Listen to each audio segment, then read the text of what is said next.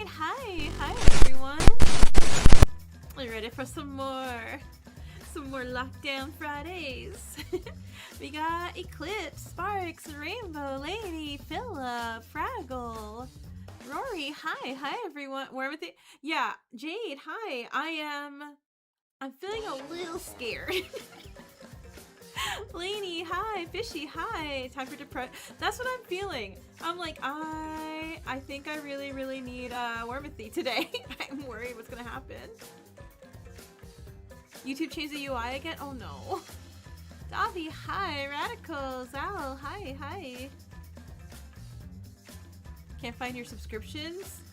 Oh, do they really change that? Oh, I swear, YouTube's like, hey, here's some problems we're having, but we're gonna change other things and not the issues. Which I'm like, cool. You need to type in to open a menu? Really? Oh, you made us live about fun times in this prison? Yeah, everyone's gonna, they're like, hey, look, we broke out and we're free and we're going home, everyone. And I'm like, oh, cool, great, awesome. And I'm like, whoa, is that Toshiko? Is that... Or not Toshiko. Sorry, is that Takiko? Is that Taka and Mint and everyone else is dead? Like, come on, everyone, we're going home. Yeah, I'm sure it's like that's exactly what's gonna happen today. Today's the birthday of one of your favorite non-Danganronpa characters. Oh, happy birthday to your favorite character. Nice. You really gotta stop changing stuff up, mess with us, right? Like, I think I was just... You know what? I did notice today because I was trying to share a video with my sister and I was like, wait, why is the button that I normally press, like, to share, like, not where it used to be? Like, it wasn't, like, too far away, but it was still like, wait a second. Because I remember I saw Hades Town this week and I was like, oh man, like, I know it's a really popular musical, but I had never, like, heard the music or seen it before and I finally got to see it and I'm like, oh, it's so cool. I really liked it and I watched it with my sister. Tomorrow will be Asuka's... Really? Okay, so nothing bad will happen to Asuka today, right? Right? Asuka's totally fine today, right? Your cats are here again? Hi, cats. Have I heard of Old School Slaughter? I did play the demo way back when it came out. I think I said it last time, or I need to go watch the card game gameplay because I was really not, during the demo, not understanding how to do the card gameplay in that. And I didn't want to be like another process of elimination where on stream everyone's just watching me fail at the main gameplay for like hours on end and nothing can happen and nothing happens. So I need to watch a video. That thing looks confusing. You know, you play the game. It took me forever. It took me so long, and I'm like, I think I was just going through all the choices. But I know they mentioned they're gonna like edit it a bit. So if it's changed, then possibly I'll put it on stream. It takes time to learn. Yeah, it's like, again, like I really was liking the story for process elimination, but it really was just watching me fail for hours upon hours on end. Like, that's not fun. That's not fun for stream. That's not fun for me. Like, no one likes that.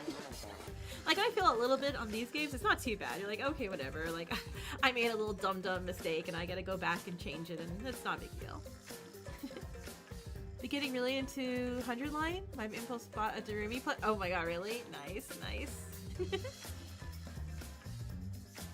There's an added scene in the prologue that introduces the card game. Okay. I'm assuming like tutorial style too. God, I really do want to sit down and just play through 100 line because I really was having a lot of fun. I really do like that one. I feel like I was understanding the gameplay and I was doing pretty solid at it. It's just really long, and I feel like if I put on any day of my 2 whole days of streaming a week, we would never have anything else streaming. You always hope the dead person will be Fu. I know, kinda. I kinda do also. Like, again, Fu is the only person I'm like, oh no. Lyra's concerning me right now. I'm worried about Lyra. And you're like, it's cool. Just murder me, Shinku. It's like, what? No. And every other stream thinks it's that long. Could be. Something happens to her, you're rioting. I'm not getting the biggest Survivor vibes from Lyra.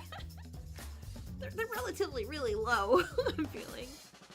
I don't know. Well, I'll say we're all worried about Lyra. We're all worried about Lyra. But speaking of, then yeah, let's go ahead and get this going. You hope Tsubaki arrives at the prison to reset this timeline. Yeah, I'm like, man, Mitch, Dracul, Taka, Molly, Takiko, it's you know, the issue of like having such a likable, cool cast. You're like, well, someone's gonna die, and I'm gonna be sad regardless.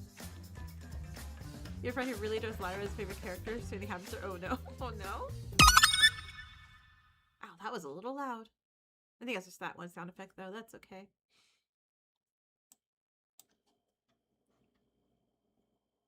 Ooh, oh, we get a Shinku tape. The Curious Case of Shinku Kutsuki, tape 4. Please make your case for the jury. I went through my whole life thinking I was a good person. That's... Lyra's death flag is just... Yeah, Lyra's death flag is, a little concerning. I was special, sure, but I always tried to be modest. I was just happy to be an easy child, to not cause any trouble. Let me turn him down a little bit. He's a little loud. Alright, and there we go. It felt good to be praised. I was very content with my life. Why is it autocorrecting to Shonky? Because he's Shonky now. The only thing I had to worry about he back became in those father. days were deadlines. Hi. I lived a very simple life. You were blind. I want to go back to that sort of life sometimes. I really like this sad detailed face here going on. This is how I imagine his face is, just like, tired. It's a lot easier being a little kid. Things made more sense. People made more sense. These days it feels like nothing seems to work out for me, which is strange because I'm not doing anything different. I'm doing what I've always done, what I thought was good behavior. Shonky, did we not have a whole last chapter of you bullying people?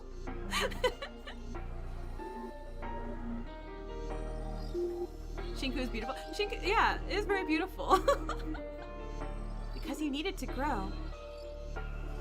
I did. I became an adult. I think I'm fairly well adjusted. Are you? I'm sorry. You're not moved out.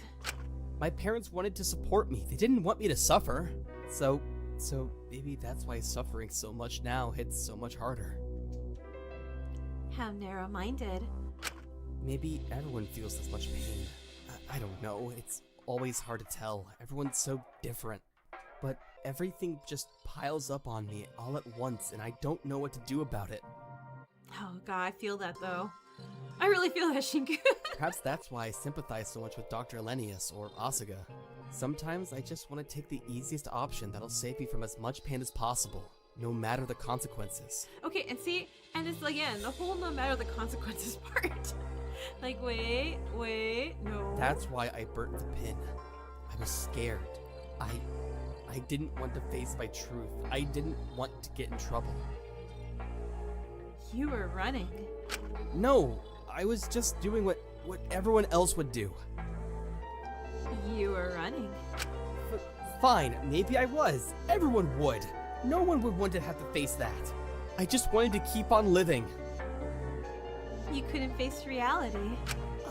Of course I couldn't. It was awful. You don't have any idea how guilty I felt about it for weeks now. Well, yeah, I'm cool losing Fu or the janitor. Either of those characters. How could anyone even keep breathing, living, functioning with that on their back? It was impossible for me to keep going if I just kept thinking about it. You're hiding.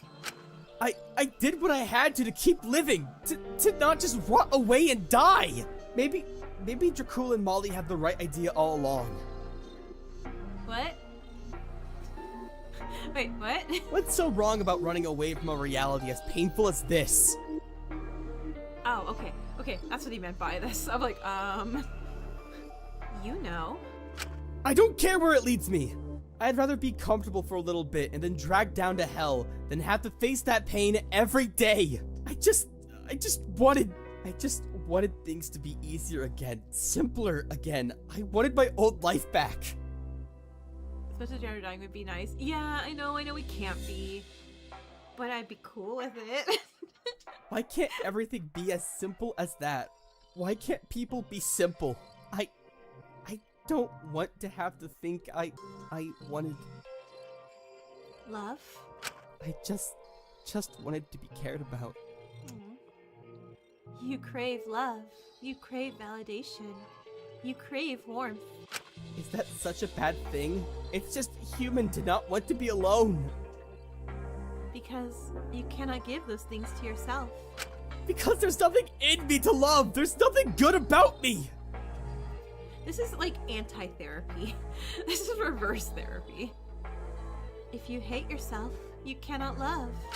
But I want to be told I'm worth something, that I did the best I can. If you hate yourself, you cannot trust others. Why not? Why can't it just be easy? How am I meant to care about myself? No one else could even stand to be around me. Are all the characters gonna cry in these? Yeah, probably. You cannot trust them not to leave. Because they always do! No matter what I do, no matter what I say, no matter how I act, I just lose people. Good, hot. Oh my god, you're right. This is basically... Lockdown is sponsored by BetterHelp. If they don't die or betray me in some way, they just end up leaving me down the line. I'm the reason for everything that happened to Akari. Mint dropped dead. Dracul murdered him. Despite having people here for him in the prison, he still murdered him. Molly was going to do better. We were going to become better people together, but she was taken from me before I got the chance. No matter what I try with Ismini, I've completely ruined things with her, and she can't even look me in the eyes these days. He did say Akari's name. And if Ichi doesn't already secretly hate me, there's no way he'll look at me the same after my crime comes out. I'm completely alone no matter what. So what's even the point of trying if I'm just going to get hurt in the end? Because you think there's nothing about you worth staying for. I... Do you have an idea when this is recorded? No, not in the slight. Well, okay, I mean, it's after chapter 2. Because you just said Molly was going to get better. They were going to get better together. So Molly's dead. So it's probably right after the trial, maybe? Because he's not mentioning anyone else's name, which again would be spoilers, but... So we know Molly's dead. And we know... Yeah, I think that's, I think it's just the beginning of this chapter. I don't know what's wrong with me. How can I expect others to understand me, to connect with me, to find something worth anything in me? I can't even understand myself. But I keep searching for it every time. Someone to fill in the gaps. It's after the fight too? Oh yeah, and after the fight. Oh, you're right, yeah. Easy validation as a band-aid solution so I can convince myself I wasn't so bad. But I'm a fool in the end. Because now everyone's left. Now there's no one to do that for me. I'm miserable. I hate myself. You know, it'd be really messed up if this tape is done like at the very end, and like Shinku's the only survivor, and he's like, God, other people can't give you happiness. Oh no! Want to be happy. Silent, hi. Look at this sad face. Amazingly well drawn in emotions, but aww. You have to find it yourself. No, it's not because he mentioned Ismene won't talk to him. If Ismene was dead, then you clearly won't talk to him. So I really do think this is the beginning of this chapter. You have to find it yourself. That face. Hey, game, you should save. Okay. It's so quiet. Oh man, even Freaky Chaz is like, hey, what's going on? I woke up the next morning. Last night was mostly a blur. I remember I helped Lyra get back to herself after everything, but I couldn't recall how long she'd been in the mine for. I just remember a lot of crying, a lot of raw emotions, and a lot of realizations. But despite my sleep deprivation and hunger, I knew I'd been assigned to do breakfast this morning and had to get up early. The music was called Dead Friend. Oh my god, really? Jeez, that's so sad. I made my way to the canteen. It wasn't as odd for the prison to be quiet these days, but it was still a little eerie having the halls be this empty. Things just felt different this morning. No sign of Ismini yet. I should probably make a start on my own. Everyone is going to want breakfast sooner rather than later. I took a sigh and looked at the instructions Dr. Elenius had left, turning the stove on and beginning to boil a vat of water. Guess that was one way to make what we're having feel more filling. Yeah, I was gonna say, what they should really be doing is making a lot of soups. See what they have for, like, I guess for, god, hopefully they have, like, bouillon cubes or something. But soups is really the best way to go here. Gerard, hi. Well, now I'm sad thinking about Taka. Thanks. Why don't we just do it on the soup? On the pot of water. I knew I should be preparing the ingredients, but standing there watching the water boil was oddly engrossing. It also reminded me of the last time I properly cooked. Back then, there was so much noise and life surrounding me compared to this quiet, cold morning. Some foxglove soup? No. I missed it. I meant soup.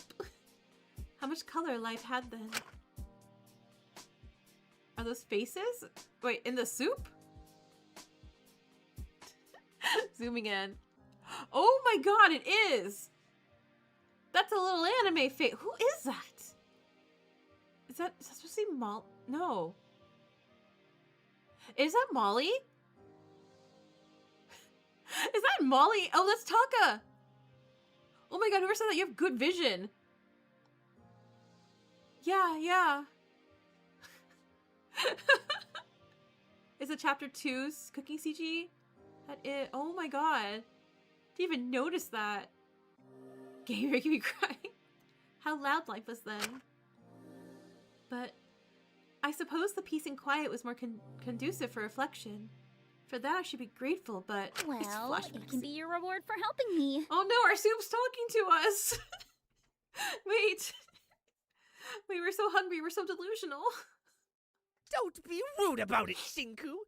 This is practically our child.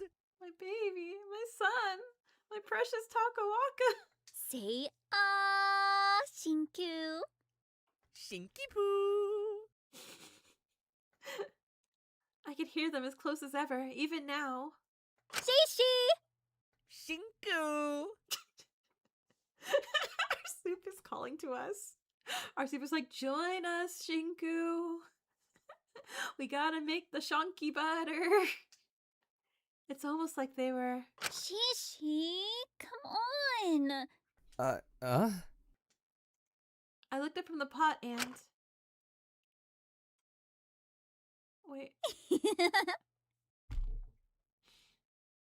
This is... No! Become the soup, Shinku. Come on! Quickly, Shinky Poo. He's not okay. Huh? Like, I'm sad about Taka. I don't hallucinate Taka in soup. Come on.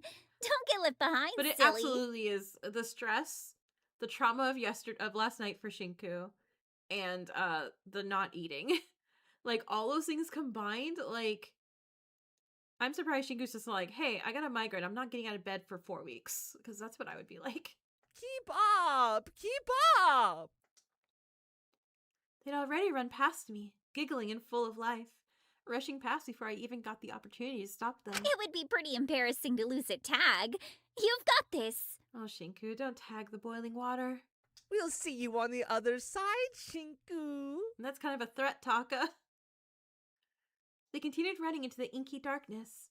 I wasn't certain from what. But I got my answer when I turned around and saw her there. Tag and you're it.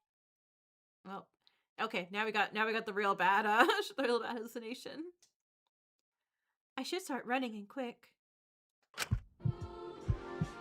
Oh, no! Ah! Okay. Shit, I'm sorry. I didn't realize it was like, hey, Dex, actually go running. But I can't see anything. Oh, do I need that door? Okay.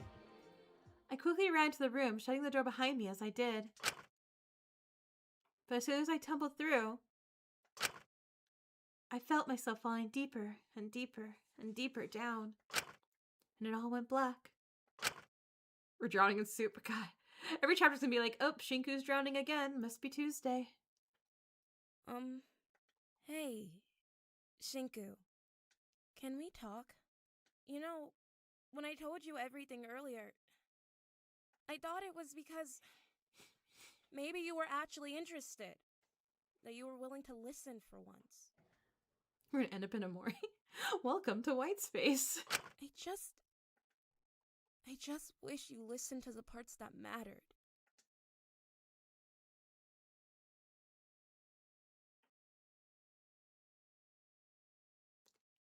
I felt something warm, something comforting.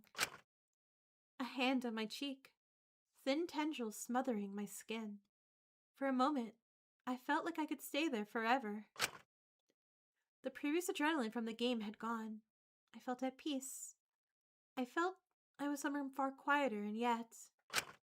Welcome to Soup Space! When I opened my eyes to the tranquility, I was met with a surprise. Oh, beautiful art again, but, uh-oh. Huh? Shinku! Shinku, you made it! Oh, thank goodness. I was so worried for you. You know, I think we are drowning in soup. What's... Shh. Don't you worry one bit now. You're safe here. They can't get you here. Where is this place? She could say, like, limbo. You're so silly. This place is more than you could ever know. And yet you can't even recognize it. This is the deepest part of your mind. The part you're not even aware of. Oh! We are doing it in a Mori.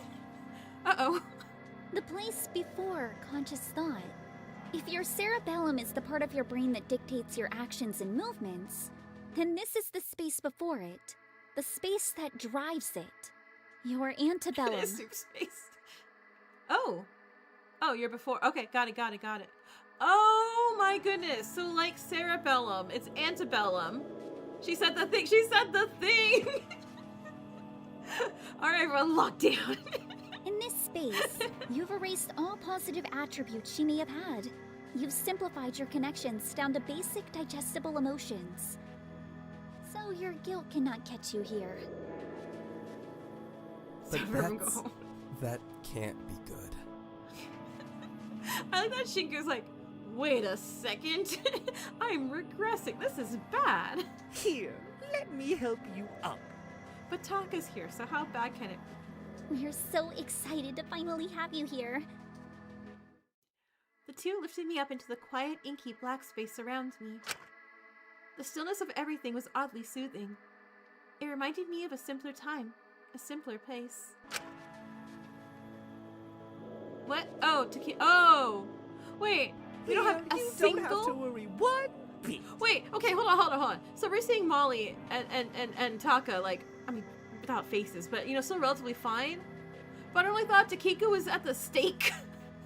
Like, that's a little rude. You couldn't have her just, like, floating around going like, hey, it's okay. You can just take it easy. We're here for you now. Wait. But I heard the faint crackling behind me as it guided me forward. I couldn't help but look back. And what I saw horrified me. What's happening to her? They're like, don't worry about it. Ah, well... She's not important. Oh my god, they really Don't are! concern yourself with silly, difficult little things like her. Don't worry about it. But she's hurting. She's just stuck there like that, suffering. That's not... It's Shinku's mind, so Takiko's evil. She's met with a terrible, terrible fate. Like, hurry, throw some soup on her. We ourselves could have faced the same fate. We were equally deserving of it. But your biases and perceptions saved us from it. Wait, so how's he gonna see Dracul in this memory thing? Is he gonna see Dracul as a murderer like Takiko, or as a victim? For that, I'm forever grateful. Your empathy and understanding freed us from becoming such a horrible eternal memory, forced to always be condemned. Okay. I did that to her? Oh, don't beat yourself up, Shinku. You shouldn't be ashamed at all. It's only natural to have your own little biases. It's human. It's easier to remember her like this. It makes things far, far less complicated. Okay. I think I see where this is going here. And isn't that what you want? Because the whole tape was like, oh, when we were kids, things were easier. It's just like, life ain't that easy. Things can't be in black or white. We're all stuck on a grayscale morality thing. Something simple, Something easy to understand, something comforting. with no rough edges, or conflicts, or anything. Come with us, Shinku. Let's rest. No! I can't just leave her like this. She's hurting. Despite the tempting comfort and the warmth of the quiet simplicity, I found myself breaking free of their grasp and running towards the horrible noise of her burning. God, again, this is such a beautiful... Like, how do they do this so fast? They're like, oh, hey, have banger after banger as CGs because, Jeez, okay. While what she had done was awful, she had suffered enough in life. Her situation was far more complicated than her simply either being a perfect or a witch that deserved to suffer eternally. No, we can't wake him up yet. Shinku's learning something. We have to let him learn, and then we can send him out of soup hell. I couldn't keep perpetrating her condemnation just to make my own emotions and thoughts easier to process.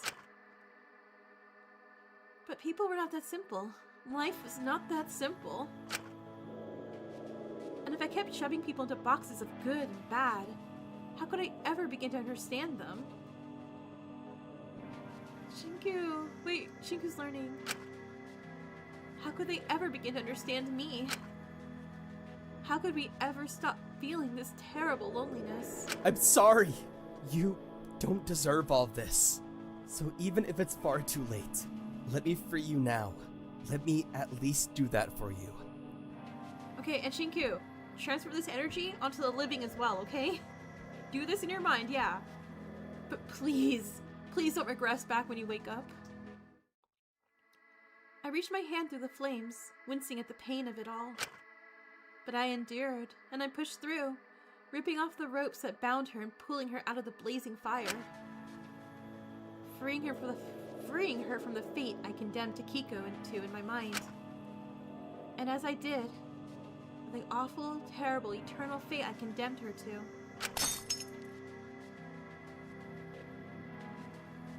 Look at that well-drawn hand.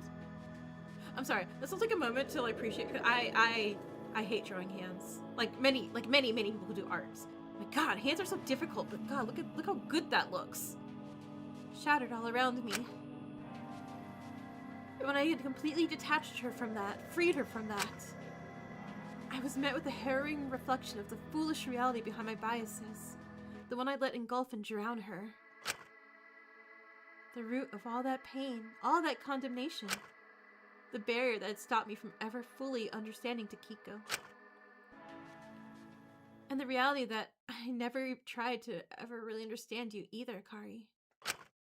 Especially at angles, right? A lot of times it's just like, alright, I'm really just trying drawing my hand.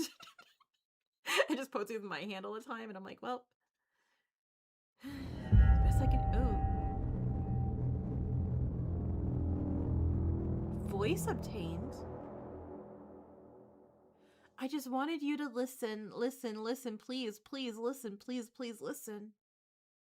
Wait, what is this?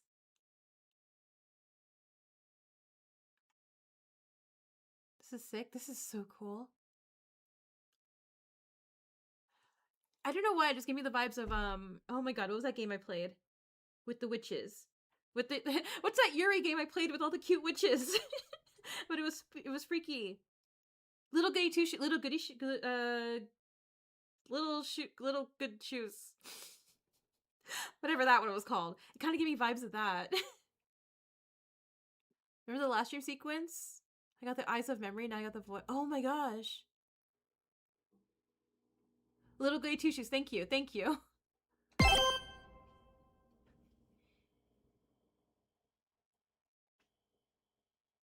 Oh, is Ismini saving us from soup?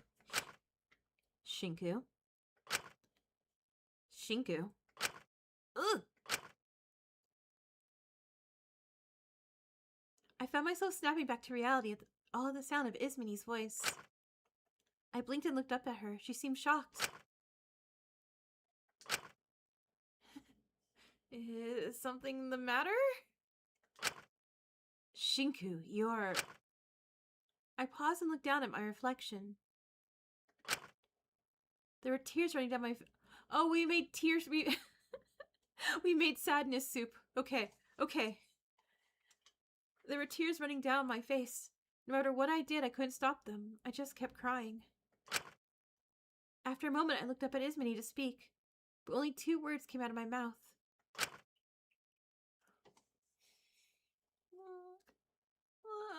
Alicization Joe appears. I need salt the soup some. Hey, Izzy, we're not okay. We're not okay. Look at us. I'm sorry. The cooking session with Ismene was about as tense as you'd imagine it to be. I kept trying to speak to her, but the words wouldn't quite come out. But I think she was a little worried for me, despite everything.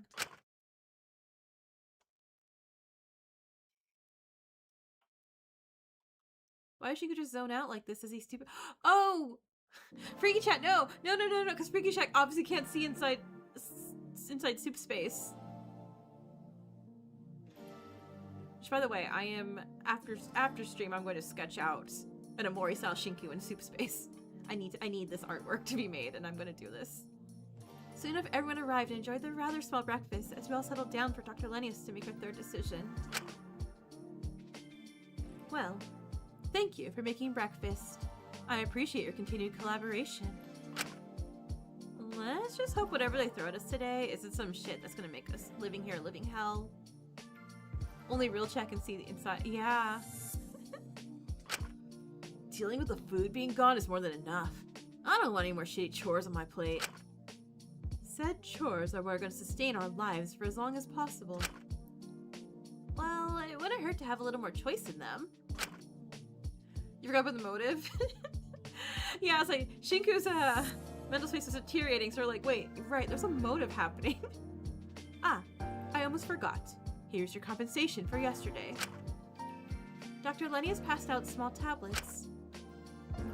No, she gave us cocoa melon. Oh, food, like, okay, like, like medicine tablets. God, I didn't know why my first thought was like, we're iPad babysitting this. Iron tablets. It's not much, but should help with your fatigue a bit. What kind of shitty reward is this? At least it's practical.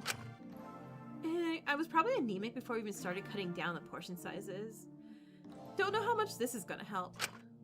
Well, if you have any suggestions for rewards you prefer in the future, then you're more than welcome to inform me. No one had a chance to speak up before the cat and Fu wandered into the room. Good morning once again. How are y'all doing today? Good, Feeling about as good as your ex-wife did on your wedding night. So, a mix of abject horror, embarrassment, and a metric fuckton of regret. Ah, not the biggest fan of food today, are we? No. The fuck you think? Well, like me, like me or not, you're stuck in this charming, timeless... Well, like me or not, you're stuck with this charming, timeless face for the rest of your stay here. I keep calling him divorced. No need to keep piling on the conditions. That alone is enough of a motive. I guess you're right. People have killed for less. Right, Alora? I was like, first of all, sir. Just tell us what the options are today. Very well. So quick to get down to business. I love it. So detached. Today, you've got two wonderful options until the next murder. You can either choose to completely shut off the laundry room. Yeah, we'll just do this laundry by hand. Or to completely shut off the shower. No, we'll just do the laundry in the shower. Oh my god, wait. How is that? Why is that choices? I mean. Yeah, haha, such a hard choice. I will lose the laundry. I'll be so sad. Or to completely shut the shower blocks. Well, that's an easy decision, isn't it? Like, sure, it sucks not having clean clothes, but if we shut the shower block, then we're all gonna go. Then where are we all gonna go? It seems simple on paper. Ah, wait. But shutting off the washing room means shutting off the incinerator, doesn't it? Okay, so our garbage is gonna pile up. Nobody knows how to do laundry anyways. No! I'm getting live or die flashbacks now, like, back to forever making me do the laundry. Wanting me to do the laundry. Shinku, no, we're not gonna have waste disposal. Wouldn't that be a good thing? Oh, but we're not having food! If we don't have food, not having waste disposal is not like the worst thing in the world right now. Wouldn't that be a good thing? Less places to discard evidence, at the very least. Besides, I hated being in that room after what I'd done. Yeah, but no incinerator means nowhere to dispose of the trash. Garbage is gonna pile up before we know it. Do we have a well? No, we should throw things in the well. But we can still find ways to dispose of it, can't we? Less pits to burn. Darn. Exactly. You were able to start that campfire in the courtyard, were you not? No! Okay, this is the third time I feel like we're mentioning a fire. Hey, let's not. This has gotta be beyond foreshadowing. Fu's definitely gonna die, even if he gets killed, the game's still gonna continue. Yeah, I know. Exactly. You were able to start the campfire in the courtyard, were you not? I'm really scared someone's gonna be like, I'm gonna dispose of the trash! And we have all the gasoline in the fire hydrants and the flint and stone that is stashed away over there. And I'm really worried everything's gonna go kabooey. With a bit of work, we could likely use that to dispose of certain things. But it won't make the courtyard the most pleasant place to be. But the shower block is more necessary overall. It's just burnt Fu. I guess you can always hand wash our clothes. So you're choosing to shut off the laundry room? Yes. It appears to be the most sensible option here. Well, and that's it. No more laundry room. Ta-da! You're making decisions pretty quick. I'm almost impressed. The last three have seemed fairly sensible to me. It's good to see someone so confident in their decisions, but I guess it's no surprise. You're real good at making split-second decisions in the moment. Wow, rude, go away. Fu smiled at Dr. Lennius warmly before approaching the door with Mananiko, humming to himself under his breath. Have fun with your labor, kids. I'll see you here again at the same time tomorrow. Try to wake up on time. I don't know about you all, but the limited portions are making me real tired. I wonder how long you all can keep this up. Laundry? Oh, you guys are choosing what you guys get rid of. Well, I guess only time will tell. Did I make a poll? I can poll it, see what you guys all think.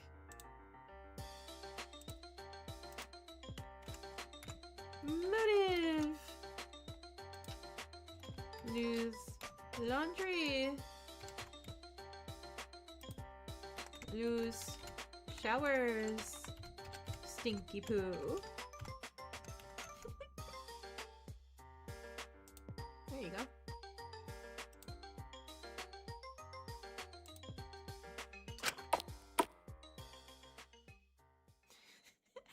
Yeah, I know which one Kari K from Rewritten would choose. Food let out a small and what is it?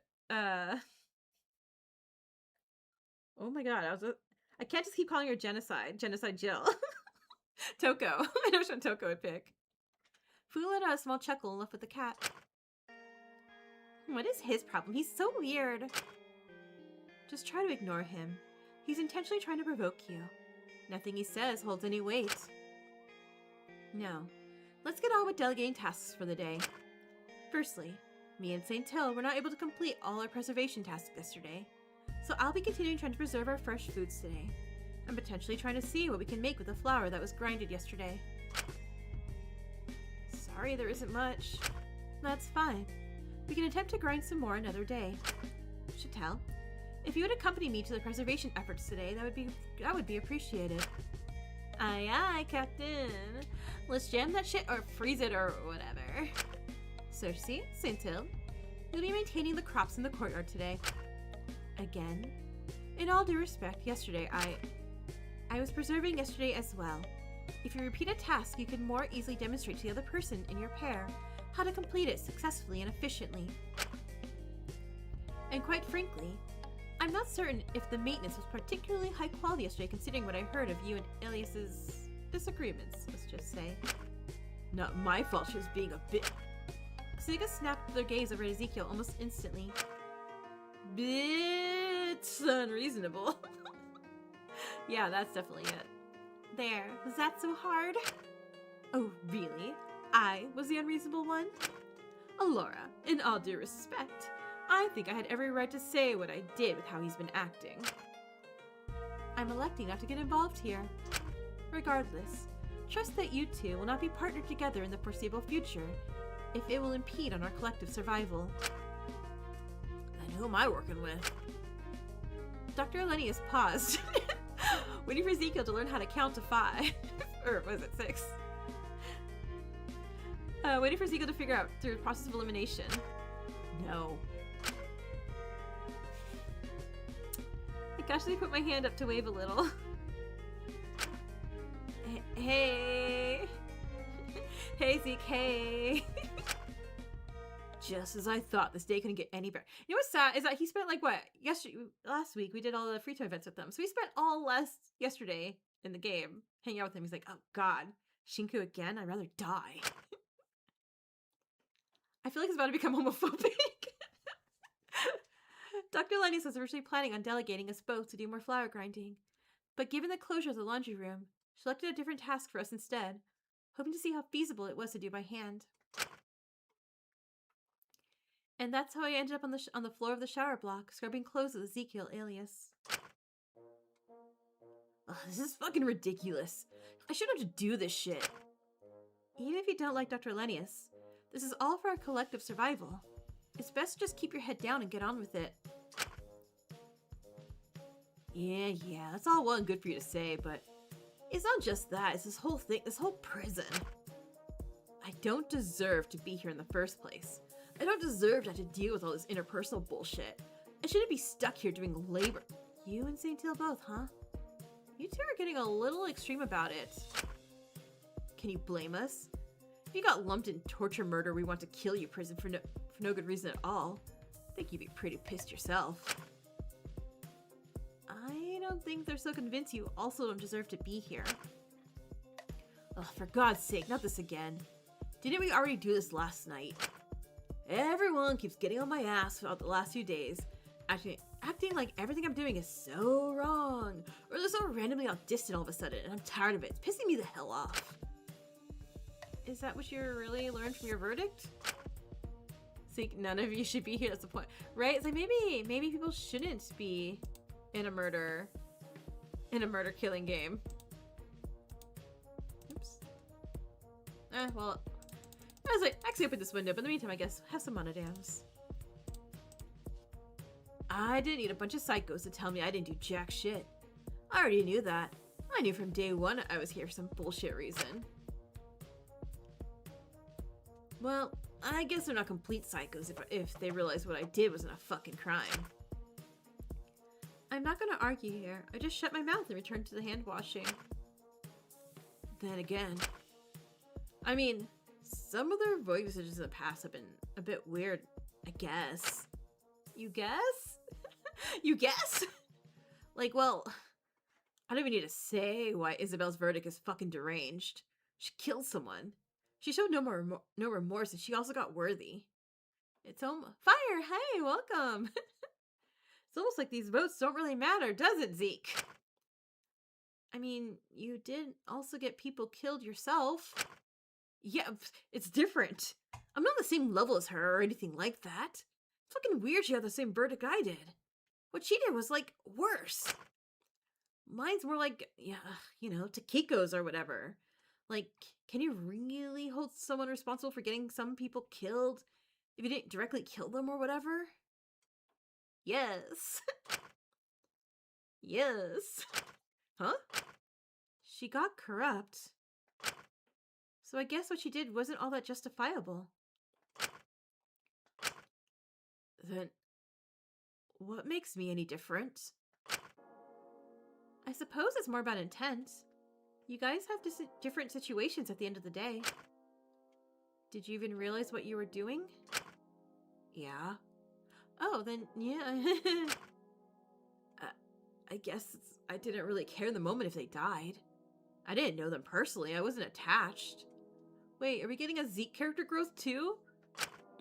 And I liked it. Being on top, I mean. You know Freaky Chat's gonna say something about that line. Especially after a life of being beaten down. Forced to be the little guy, belittled and broken at any opportunity. It felt good to be untouchable. Untouchable?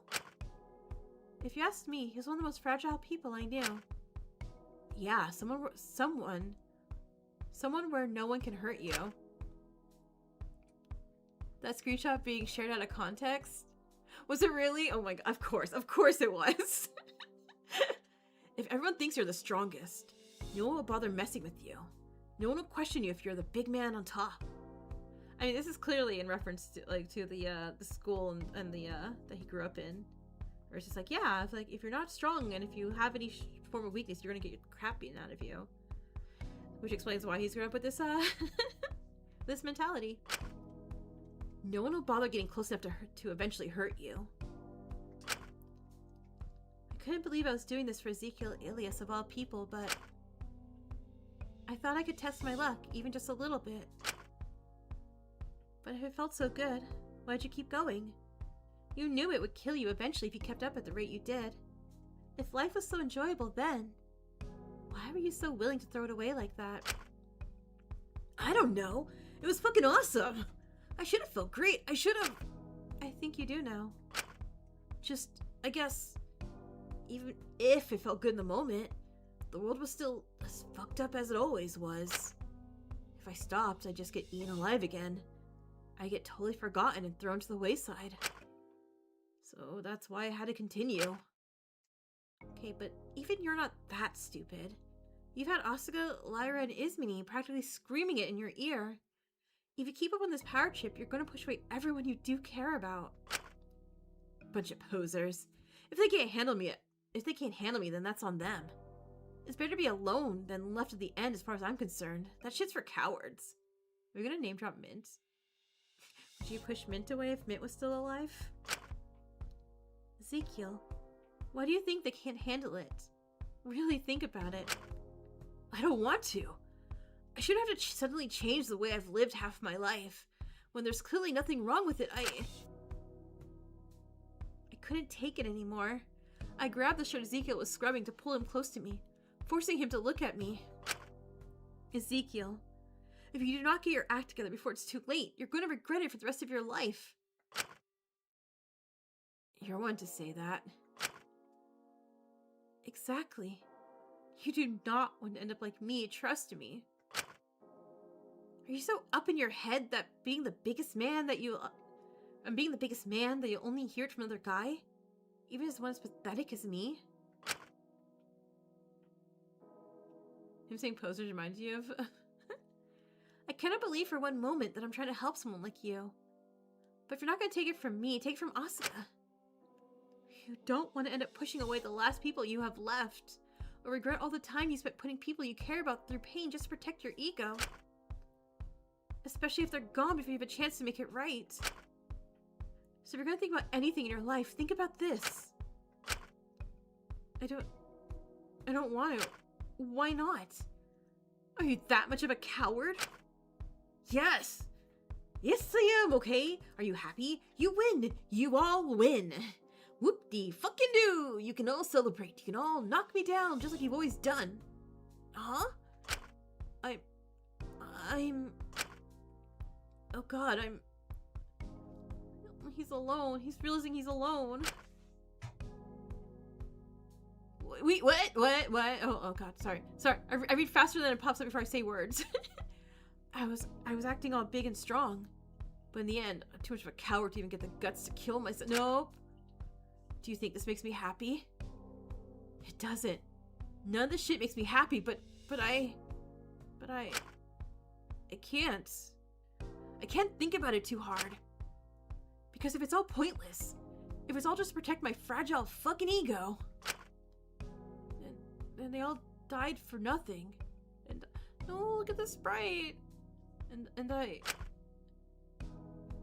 was just helping repeat the same goddamn cycle that made my life so hellish as a kid. We made some great soup this morning. We made some character development soup this morning, apparently. Zeke is also... God, everyone's self-reflection is so good right now. You know why? Because they're gonna die. They're like, hey, do you want to make this hurt more? They all grew and realized their mistakes, only to die. I loosened my grip on Ezekiel's shirt, letting him fall back just sitting there and talking to himself. His breath was heavy. God. What was I even chasing in the first place? How the hell did I get worthy? Okay, but this is also bringing back to my point of, like, we should not vote people guilty. Or, corrupt. We vote everyone... See, even someone who got voted worthy, despite having done wrong things, can get to the development of, like, hey, I did do bad. I need to grow as a person. Voting corrupt is really only hindering them by torturing them, by taking away food and basic necessities of life. So I'm still on my nope, I'm only voting worthy, regardless of whatever comes out, even though we're at the end. Yeah, hold on, we're just at the end, aren't we? Man, my speech doesn't really mean much when I missed the voting deadline last time, huh? Is it seriously that normal that no one saw a problem with it? Before I could say anything, Ezekiel looked at me with an expression I'd never seen him make before. Pure, unfiltered shock. Shinku? What the hell is wrong with the world? With these people? I mean, they're watching a death stream, so... Okay, now's not the time to play the smartass, you asshole. But no outside person's view should dictate how you behave or act, whether it be the audience or the industry. If seeing Taka didn't get that through your head already, you should be living for yourself to meet your own expectations. Only you can decide how you want to live. Ezekiel's a great character. Any worse writer would have minimized his masculinity, and it's amazing how it respects his core desire to protect and doesn't... Yeah, no, I never can not stop singing the praises of Rof's, like, ability to write the story and the characters. Like... Dang. If you ask me, I think, like, they're not one-off notes to get murdered in a killing game. They feel like full-on developed characters that are like, please don't die. And not just because I, like, you know, like, randomly like this character. It's like, God, please don't die. I need you to go out in your real world and and learn and survive and grow. If you ask me, I think it'd be pretty stupid if you couldn't think for yourself and only follow what other people told you to act. It really pisses me off when you of all people make good points. We just need to get out of here pronto. We can't just wait around for a rescue party that's obviously not coming at this point. But the wash... fuck the washing, it can wait. I know you're more than happy playing teacher's pet and barking at Alicia's every demand, but I'm not. We're gonna stand up and do shit for once. Something actually good. You coming or not? Ditch class? Sure, Zeke, let's go! What are you even planning to do? It's all well and good to say you want to act, but realistically, what can we do here? Ever wonder what Fu spends his days doing now? Let's spy on Fu! Yay! Let's go spy! What do you mean? He just seems to be wandering around and fucking around. All he seems to be doing is spending his time... All he seems to spend his time doing is finding us alone occasionally to fuck with us. I want to figure out what he's doing when he's not just coming up to us to be a little shit. I mean, surely if he does have a hand in this, then he can't be in the main part of the prison constantly. There must be somewhere he uses as his base of operations. Exactly. And there must be some way to access it from inside the prison. You want food to get worse? Yeah. So, if we can figure out where the hell that is, we might be able to start actually doing shit to get out.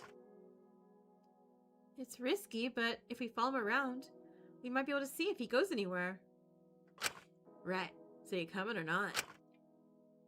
I mean, I don't want to get in trouble with Dr. Lenius. I'm concerned about her.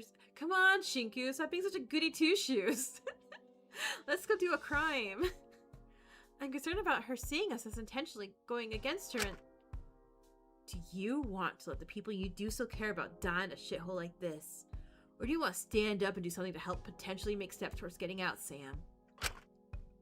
Even if you fuck things up with Isabel for the rest of your life, it'd be a damn shame if you couldn't at least get her out of here. Shonky, lock in! You owe her that. You owe David that. If he even deserves it. Aww. Him and Asuka are really rubbing off one another. Reject character development, return to chaos. No, it's chaotic development. It's okay. We could always wait until later? No way. He knows we're all preoccupied right now. So he's going to use any hidden doors he might have or whatever. It'll be now. You know, I suppose if Dr. Lenius' end goal is getting us all out alive, she won't be too upset if we do something to try and find an escape. Exactly, you're getting it. Come on. We don't want to lose opportunity here.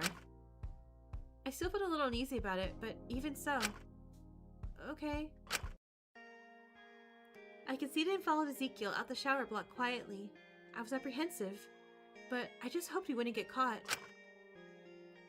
If you told me this morning I'd be colluding colluding with Ezekiel of all people, I wouldn't believe you at all. Colluding Shinku. But it seems life always finds a way to surprise you. Look how excited he is, like crime, crime, crime. Ah, there he is. Just down the hall there. We got him. Let's stay here in the corner. We don't want him spotting us. Chonky and Zeke on a mission to do some spot of foo. He seems to be carrying something. What the fuck is that? I don't know. He's far away. It's practically impossible to get a good look. Alright, let's go up the stairs. We should probably follow him. We don't want to lose sight of him. Kalutku? They should kiss? Okay, but we can't go through the canteen. Lyra and Dr. Lenius are in there currently. Think he's gonna antagonize them or some shit. Seems to be all he does these days. Although, the other day when me and Dr. Lenius were first sorting out the farming patches, the weirdest thing happened. He came and helped us with the farming. Made sure we did it all properly so the vegetables wouldn't die. Huh? Well, that's weird as all hell. What is he, stupid?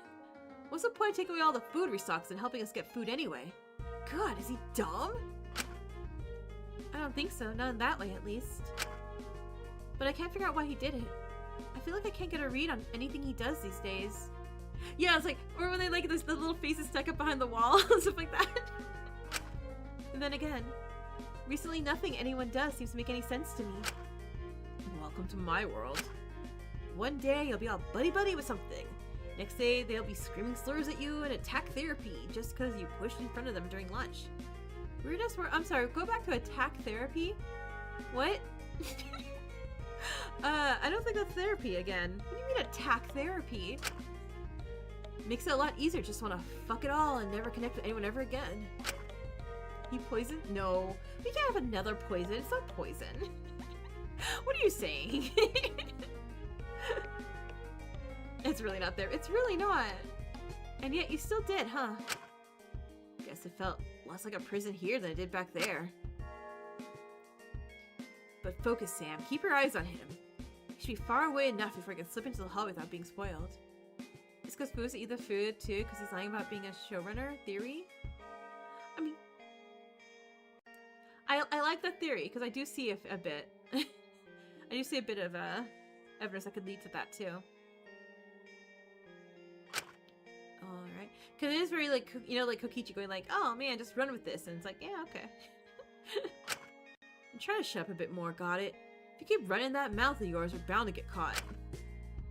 But you're doing most of the talking? Attack therapy is unfortunately a real thing. It's real? Like, I know there's like those like rooms you can go destroy things, which seems a little fun, but for therapy. But I've never. Oh my god! I need to go research that and figure out like what they think is real, like what they think is healing about that. We quietly snuck our way up the stairs to the hallway, but when we did, ah shit! No sign of him. We lost him. Maybe this is where the exit is. Fat chance. There's so little here. I think we have noticed it long ago if it's in this hallway. More likely, he went down to the common room, into Emily's office, or to the canteen. And we can't exactly go through the canteen right now, because, you know. Guess our plan here's a little limited. If his exit point is on the west side of the lab, we won't be able to follow him anyway. The only way over there is through the canteen. I don't think Dr. Lenny's would be pleased to know that we're snooping about in ditch laundry. I just know where we go from here. We could try looking in the common room or the office. Someone described it as abuse disguised as... Oh! Yeah.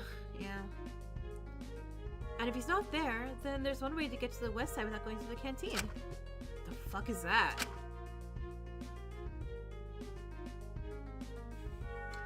It's a little morbid, but remember Taka? Yes, I quite remember Taka quite well, Shinku. What's up? Oh. Oh fuck no, I'm not doing that. Oh. I'm not doing that. That'd be insane. Weren't you the one talking about stepping up and doing things to make sure the people you care about get out of here alive? To make it up to them for being shitty. Raphael, hi! Well, I'm not getting all swept up in the sewage system. Especially not after we just lost our washing machines. And no one's doing laundry today. Hey, you already smell horrendous, Zeke. It really won't make any difference. Oh, so now you suddenly grown a spine. I'm more than happy to say this shit to my face, huh? Zeke, shut up. You're gonna... And what exactly is going on here? Well, this is a sight and a half. Hey, he started it. It was clear Ezekiel had a long way to go before he'd fully changed. I didn't start anything. You two should be in the shower room, doing your designated task, instead of sneaking around and getting into pointless arguments. Dr. Lennius, I promise we were just taking a small break. You're heading back now, we're just trying to follow... If we all blatantly ignored our responsibilities and labor here, this prison would fall apart before we know it. Only with collaboration can we survive this. Yeah, right. I think the prison's gonna be fine if you have to wait one more day for clean laundry. I don't think it's gonna kill anyone. It's the principle of it. I think you're being a little too harsh. If I'm not harsh when it comes to this, then before I know it, all of my attempts to maintain order will be undermined. We cannot afford to lose this final chance of survival no matter what. I'm doing this for the good of everyone. Handcuff them together. Oh, hey Fu. Hey, God, we're terrible spies. We alerted half the entire prison.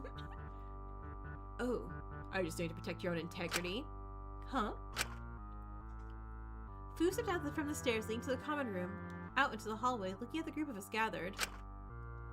If you make enough good decisions now, enough decisions to save as many people as possible, do you think it'll make up for that one terrible decision you made just a few weeks ago? That's not what No. I need to stay calm in the situation. I'm not bothering with anything you have to say. It's all unproductive and only said with the intention of provoking us. Elias, Kutsuki, can you at least tell me what you two are doing out here?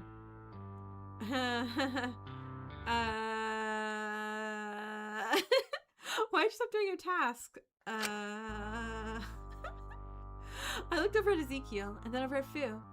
Even if it didn't work out this time, there's a chance following Fu might still work in the future. We couldn't possibly disclose what we were doing in front of him. Then he grew wise to it if he hadn't already. And in a shocking moment of common sense for Ezekiel, I think he recognized it too. We were trying to get the medicine storage to swap a bottle of the iron tablets you gave us for painkillers.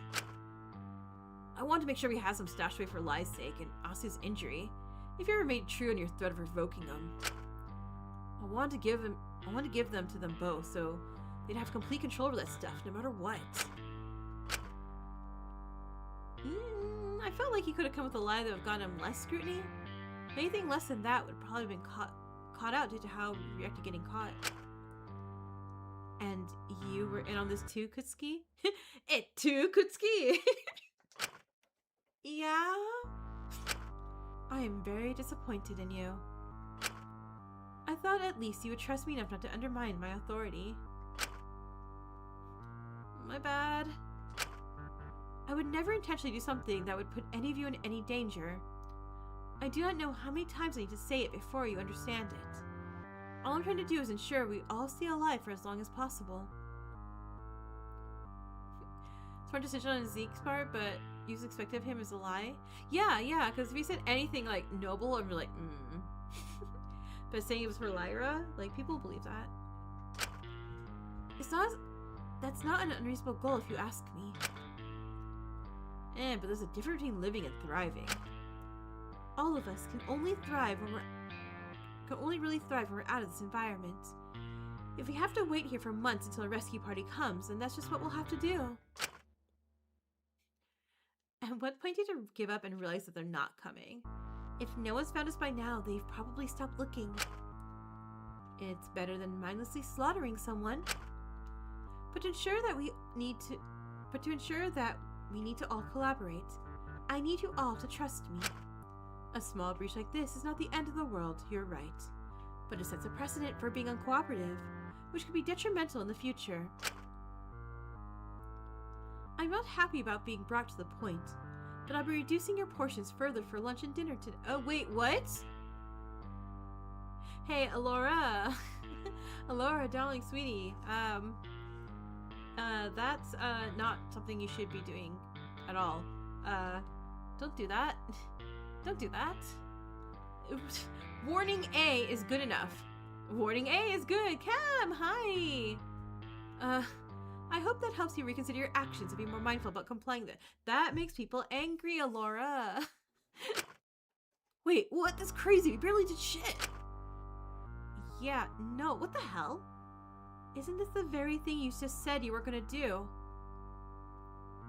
So, Alora's probably dead at the end of this chapter, yeah? And it's gonna be like, well, who stabbed her first? If you're going to perceive me as being unreasonable and authoritarian no matter what I do, then I might as well be as strict as you believe me to be. No! Oh my goodness. Alora! Oh my god. I do not want to do this, but I cannot in good conscience allow things to fall apart here. We need to maintain an order or someone will die. We cannot allow that, not again. Okay, so this is again, every time we get met with a character who's very all logical, they also don't realize that other people aren't gonna be all logical and gonna think emotionally. And taking away punishing people is gonna make people react emotionally, not logically. Even though what she's doing isn't really very logical. I cannot allow that, not again. Dr. Linnaeus, please! That's all I have to say to you. Now resume your washing. Okay, but why would they resume their washing if you already took away their food? Do you see this, Alora? Or at least complete what you've started. We'll be reconvening shortly in the canteen. I'll see you again then. Chatel, come. Let's continue our task. Yeah, sure, whatever. Dr. Linnaeus turned and walked back to the canteen. Lyra lingered behind a little bit, mouthing us a thank you, before she slipped away after that. Ugh, the hell is her issue? Was kind of a lot. I feel awful, like if I said okay, Shinku. Shinku really was like parental golden child and like teacher's pet, wasn't he? I've upset plenty of teachers. I don't Like, sure, it's like a weird, like, upsetting thing when you first do it, of course, but like if you're not being like an ass, it's like, okay, they're a human. You're bound to upset a human. Psh, don't feel bad. I knew Asu was right about her. She's probably just stressed. You did make it sound like you were trying to do something pretty fair. That being said, I am not saying go upset all your teachers. I'm just saying if it happens, it happens. And do amends and be human and be right. And not be right.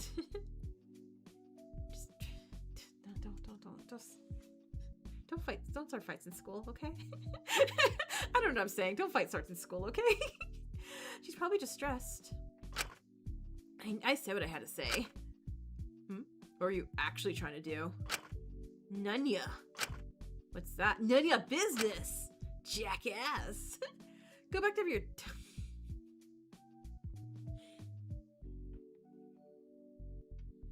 Zeke. I'm trying to keep this PG-13, okay?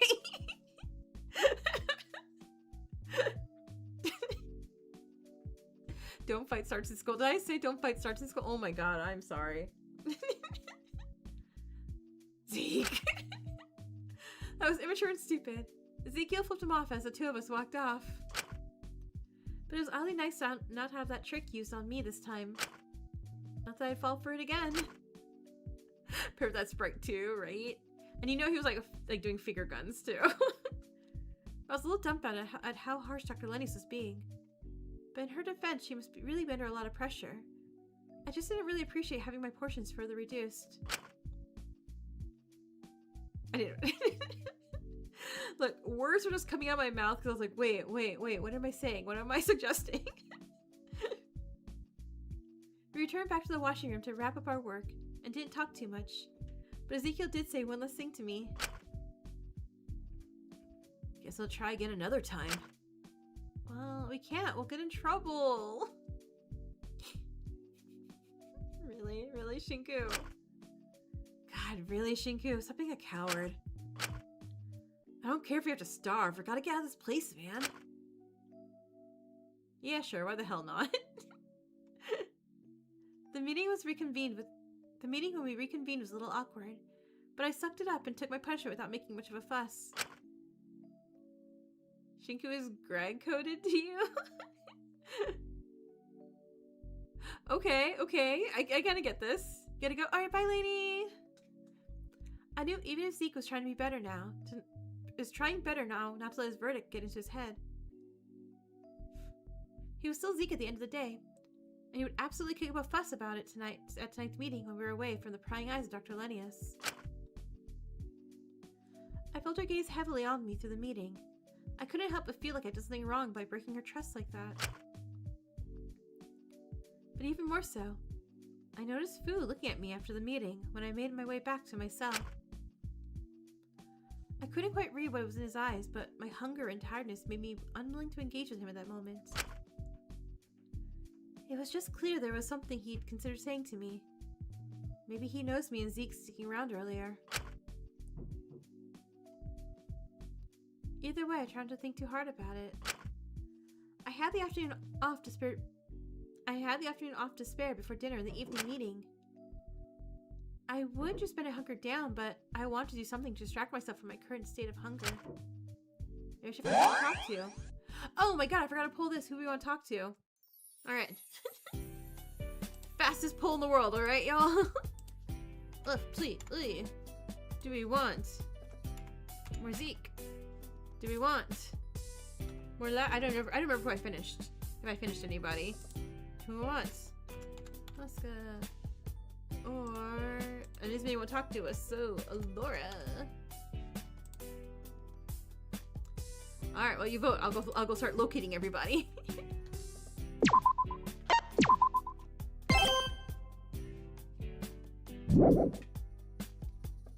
Whee!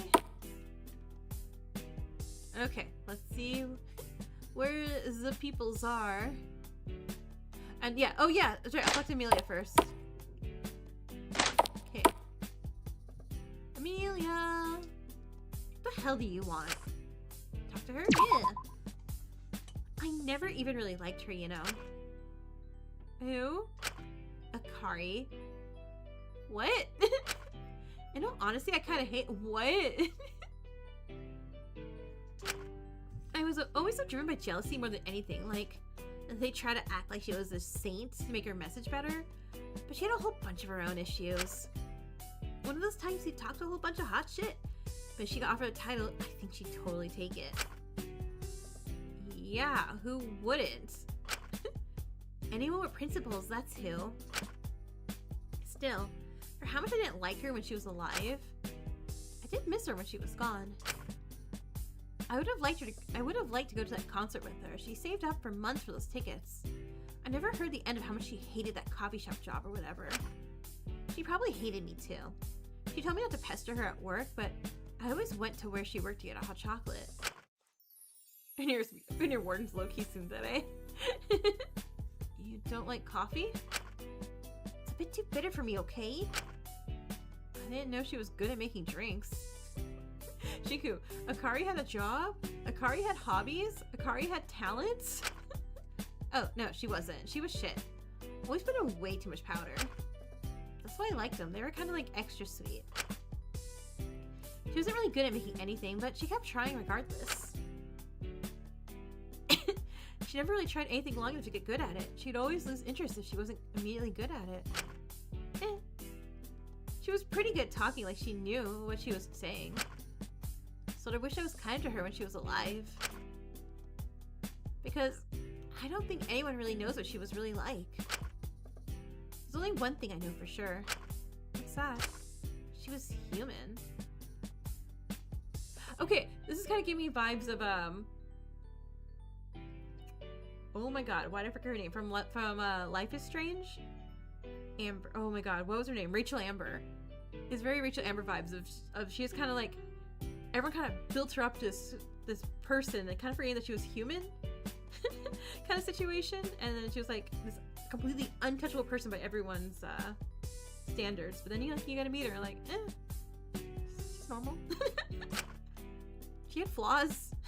And I think acknowledging that she wasn't perfect, that she was selfish, that she couldn't make a flat white to save her life. Okay, but if she just started making a flat white, it's gonna be a bit difficult. Like, you don't start at a flat white. I mean, it's not that hard, but anyway. That she wanted to skip school to see a band she liked. She was just a teenager. I think that makes a lot more of a statement than if she was some big, perfect martyr. Martyr. I just wish her life wasn't a statement. I wish it was just her. Well, maybe we both should try hard to see it while we still had her. Not anymore. Okay, so a latte, in the US at least, is espresso, steamed milk, and a little bit of foam. A cappuccino is espresso, mostly foam. And a flat white, you're gonna have to steam the foam. I feel like it's kind of in between it. It's kind of in between those two. I drink Americanos because it's just watered down espresso. Really, it's 19. Oh, right. Who won the poll? Let's see. End poll.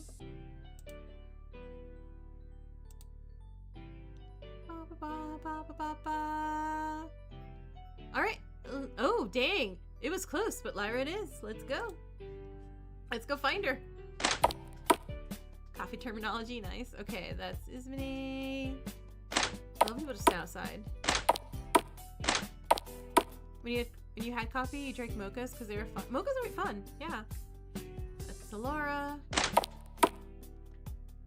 I literally just made a mocha this morning for my mother.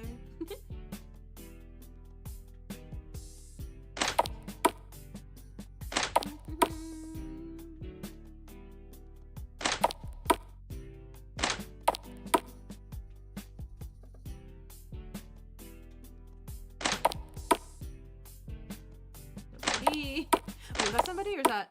No, that's a chair. I will find her.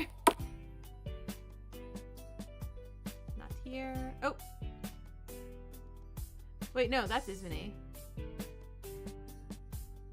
She won't talk to me, right? I kind of just want to see what she's doing. Isn't was trying...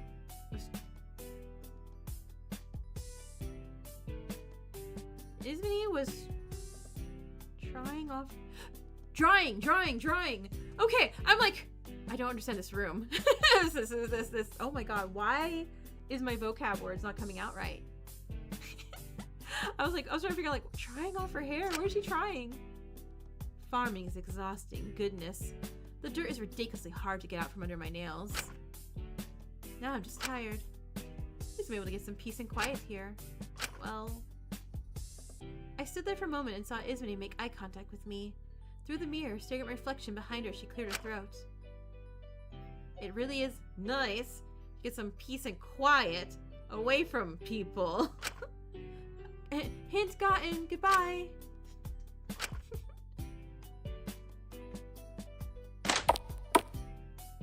Okay. Oh, is that Fu? Oh, that's Fu. Okay.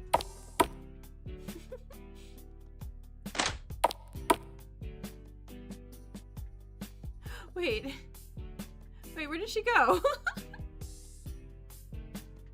Girl. Down here? Probably outside in the garden then, I guess? Okay, there's Asuka.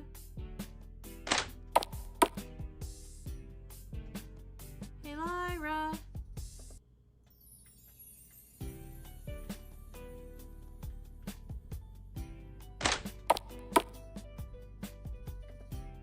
Have I ever gone into this room and like click things?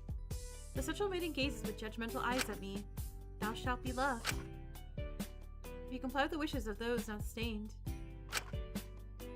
Okay. Scary. The scripture is torn and vandalized. Cool, let's get out of this room. Look at my creepy shadows. Like, no thank you. She's a stalker.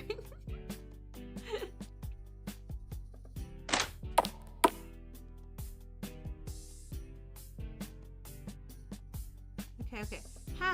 We have to be getting close to her.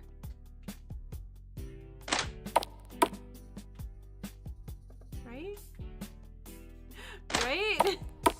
Check her room. Okay, I'm gonna head back and check her room. So there's... Right. Can't go there. Man, imagine me like, hey, where is this person? Oh wait, let me check these two. And it's like, surprise, they're in their room, obviously.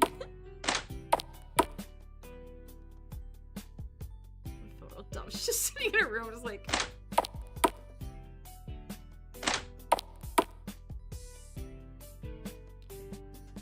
No, her room's like here, right? No. Wrong room. Goes. Oh, wait, let's go spying in his room.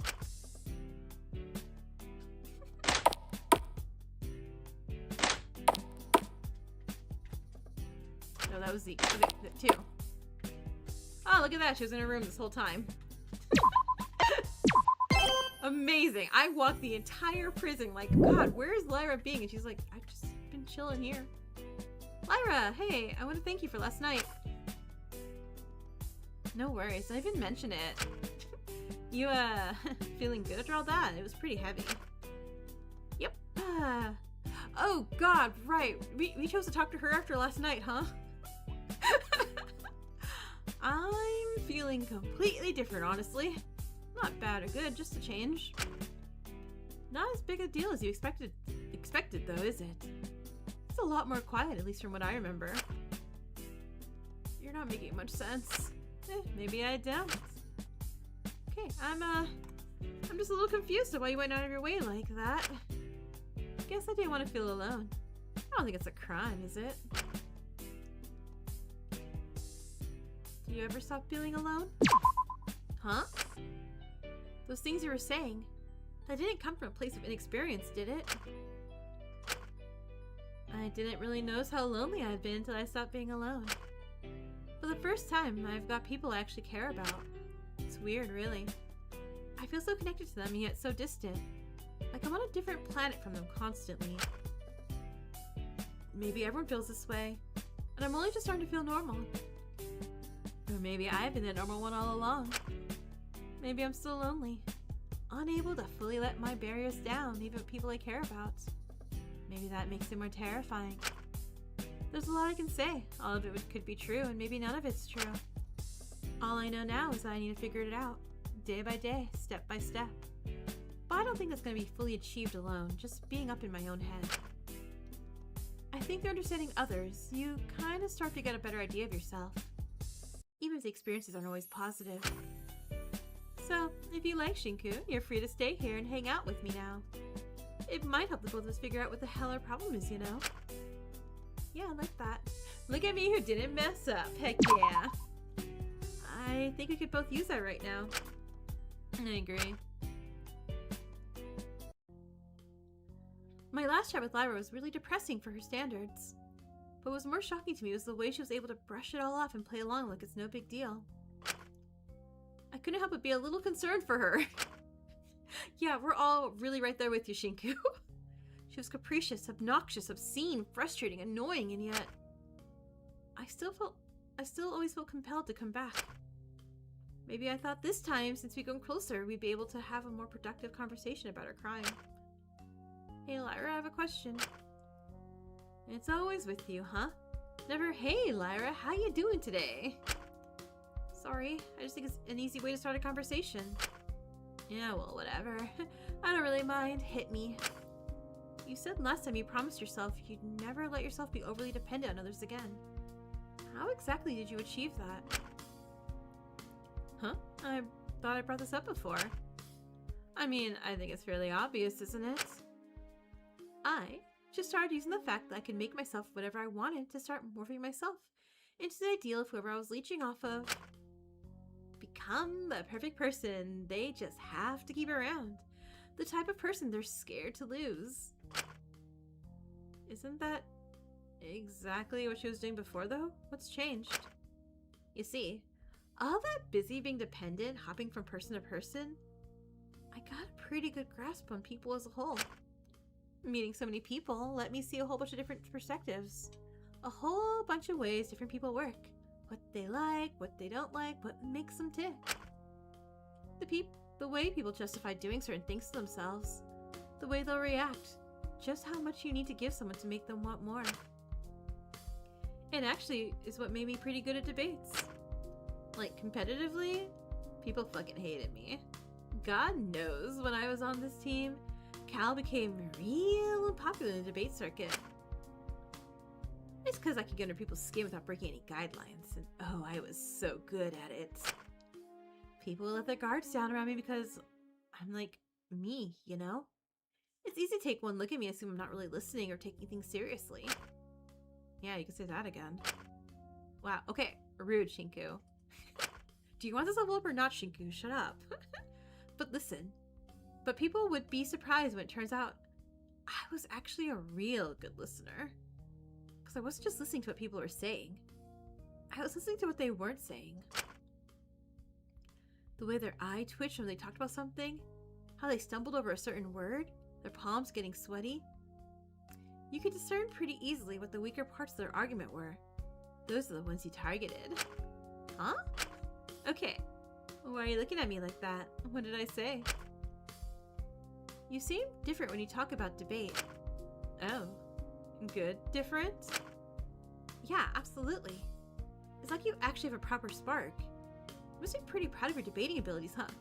You love your target. Yeah, I was like, evil ENFP, if ENFP uses the powers for bad. Well, actually, for debate, not really bad. Morally gray.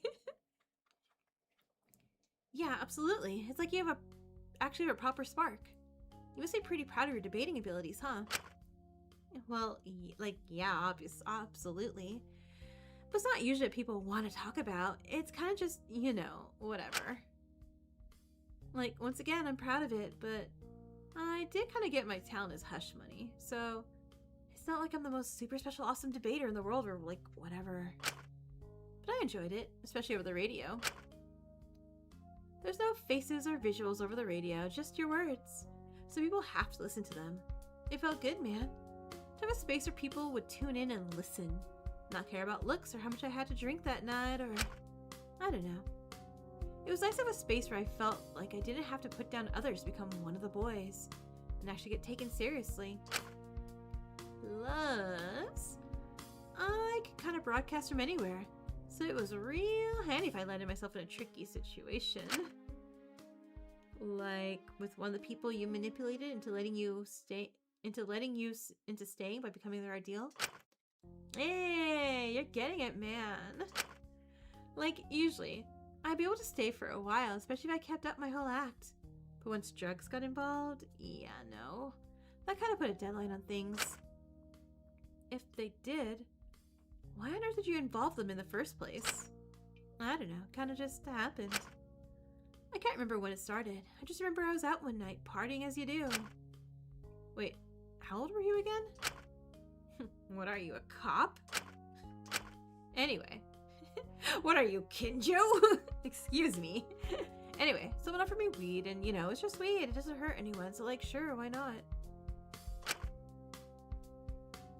Then I was smoking with a guy, and he was using painkillers. He offered me some, I didn't want to be a baby about it, so like, sure, why not? And I'm guessing that spiraled into you trying more and more things, huh? Yeah, I mean, at first I was just going along with it, but then, I don't know, I felt good. I felt like mature and older. Like I was fully an adult when I did them. Or at least, I hope people would take me seriously. Is sending with many character a bad thing? Huh? I guess I thought if I felt that way, I'd feel like I had more shit figured out. I kinda just messed things up, but you know, too deep in now to quit. Whoops. I mean, you can unwhoops that pretty easily, not easily, with some hard work. Anyway, all my drug bullshit was often intertwined with whoever I was staying with. Whether they got me hooked on something or I got them hooked on something, it doesn't really matter. Shit hit the fan eventually. I just had to make sure I bounced right before it happened. Does that make me an asshole? Oh yeah, totally. But you know what, Shinku? At least, I was the one getting left. At least, I wasn't the one who was overly dependent on twisting myself to pieces, trying to please someone. So we really do have a lot of people... This prison really is just abandonment issues. We all just really... I mean, I guess that's normal. I mean, yeah. I was happy to be a manipulative bitch if it meant I wouldn't be the one getting hurt again. But you still were. Huh? You were still making yourself into something you're not, twisting yourself into whatever the other person wanted. No. I was doing it on purpose to seduce them or draw them in or whatever. It's about intent, Stinku. I was doing it maliciously. You were doing it so they'd take you in. Just like before. Legit same thing. The only thing that really changed was your perspective about it. It almost makes me wonder if you're still scared of being left. You just make sure you didn't get attached again. You just reframe things to make yourself less helpless. Lyra stood stunned for a moment, my words clearly hitting a bit too close to home.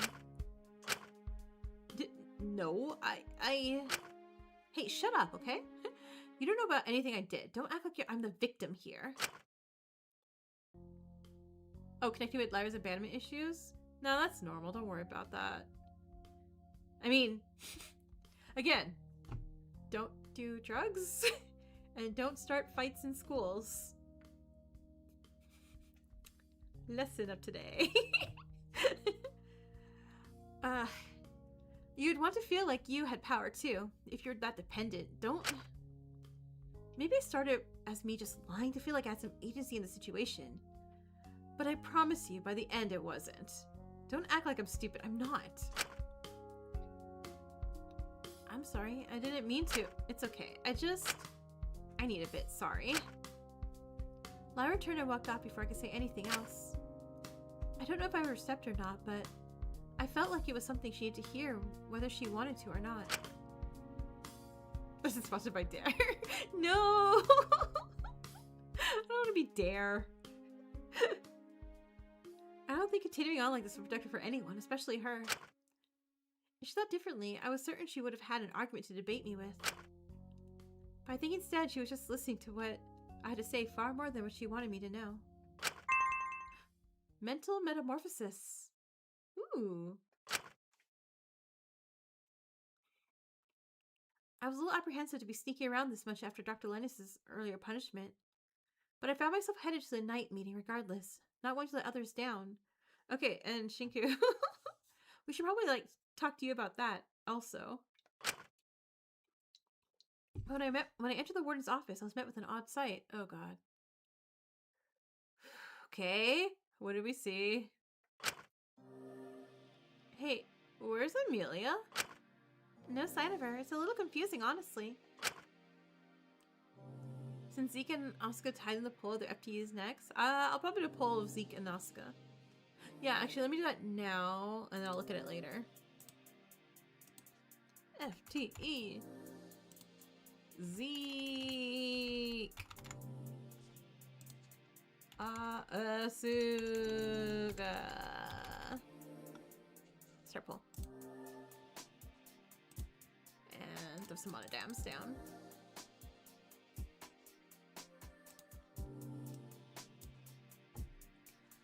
Oh well, it's not like we can't use the space if she's not here. It feels a little invasive, but I guess you're right. I'm just a little worried. Maybe she's in the room connected to this one. I mean, she can't leave this office unless it's to go to the trial grounds for the staff room, she said. Or so she says. Huh? You think that staff room is the one Fu can access? That would make sense. Either way, we should proceed with our discussions in mind. Yeah, let's. I got a bunch to say.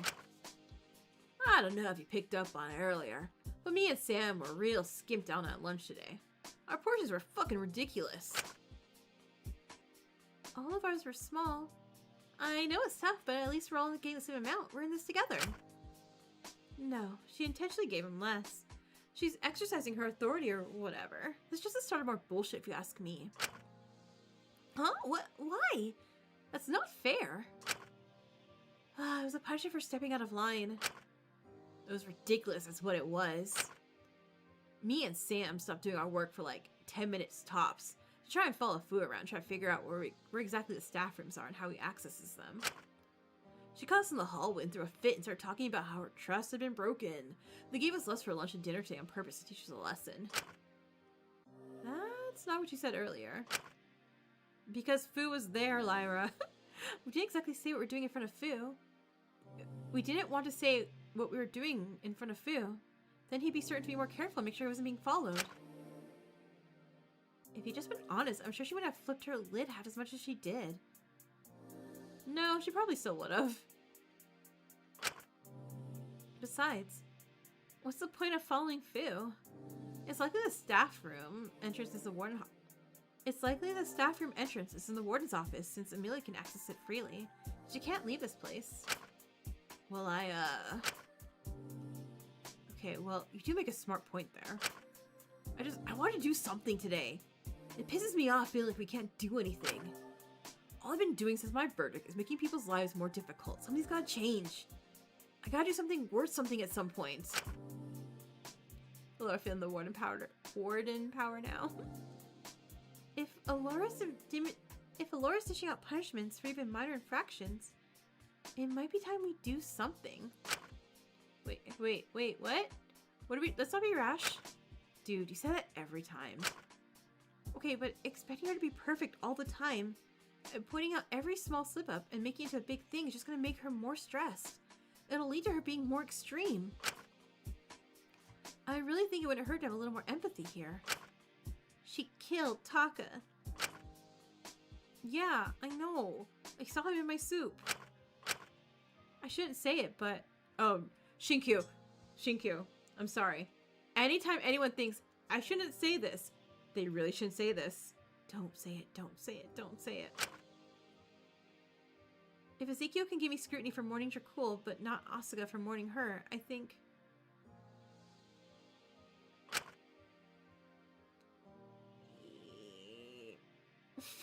Hey, Takiko killed Molly. But you can't bring yourself to hate her, can you? Okay, you know what? This is a good point, I suppose, but like, I don't want to say it. Yeah, it's like, this is a point.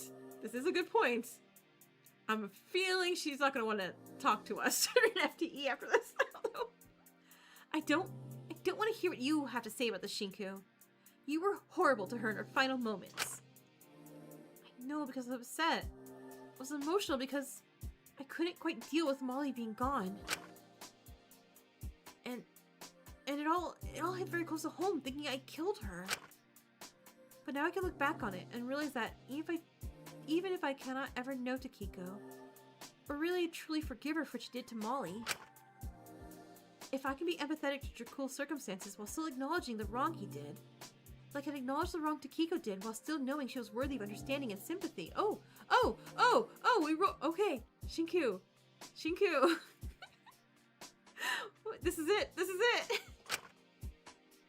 I can understand that she was in pain. That the circumstances she was in weren't ideal, that I could have done better in that situation. It isn't about the could'ves. It's about what you're doing now. Right. And now, I don't want to make the same mistake again. I want to give Allura that benefit of the doubt. I want to trust in her. Nuanceiku? Really went from Stinky Poo to Shinku to Shonky to Nuance-ku. She tried to starve you. She tried to starve Z. Someone I care about. Not you, Shinku, but Zeke. I'm not gonna stand by and let anyone I care about suffer. No way. Not again. So you can either stop making excuses or... Hey. Oh, hey, Amelia, you're here. Good, you're still here. Stepping out the elevator, except Amelia, 2 plastic bags in her arms. Yeah? I don't know, my first thought was like, guns? Shot put balls? Weapons? What? Whatever have you got in those? They look ridiculously heavy. You're hungry, aren't you? Yeah? Are you hungry or not? It's a simple question. Answer it. Yes, ma'am? Yeah? Then eat. Whatever do you... Eat. Okay, wait. There's no music. Why does this feel like a trap? Why should we trust food from you? Do you want my food or not? It's take it or leave it, and I'm trying to do something nice here. Right. Yeah, of course we'll take... Okay, but it's like, I know logically it can't be poison, obviously. But why do I feel this is a trap? God, I'm so scared. I'm so paranoid. Wait, hang on. I was about to say that. There's no way this is a good idea. Oh, please, just swallow your pride and take it. I'm starving. No. We say we won't accept it on one condition. That we won't get punished for it. What's that? You share it with us. Fine. Okay, 2 conditions. We don't get punished or whatever for eating when we're not supposed to, technically. Amelia laid out all the food she brought out, and we all settled down to eat it. It had only been a few days, but it was so nice to have so much food after how restrictive our meals had been recently. Why would Amelia try? I don't know. Why would she be allowed to give? I don't know. I'm just like, I wouldn't trust it. I'm so scared. When we're all sitting around eating the food together, it's almost felt like we were a family. The whole room became a lot less tense. But look at this cute CG. Wait, we got sandwiches and It's all I cookies? could find, so you better be happy with it. Thank you, Amelia. It's more than enough, Amelia. Thank you so much.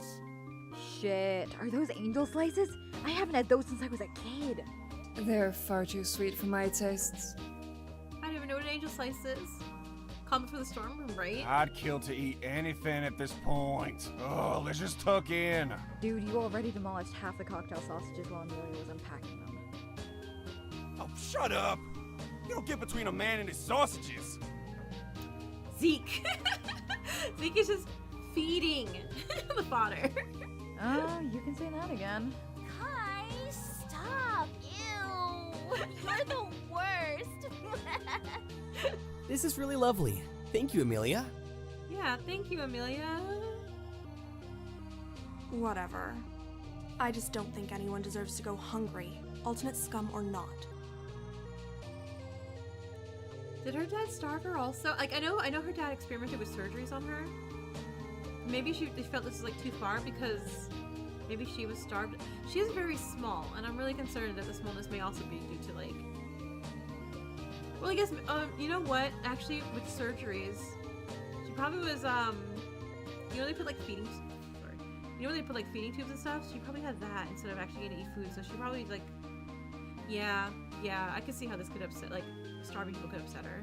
No one deserves to have an empty stomach. It's just nice to have a meal that isn't all tense. Or, well, at the very least, less tense meal than usual. It's nice to have a proper meal for once. Full stop. She didn't mention there was a lot of meals under the anti-ultimate movement. Ah, okay. Sorry, I immediately blamed her father. Because he jerk. He bad. You can say that again. It's easy enough to not eat shit if you're just gonna sit around and do hot girl shit. But it sucks when you've actually got stuff you gotta do but no fuel in your system. But we'll get through it together, I'm sure. I do hope so.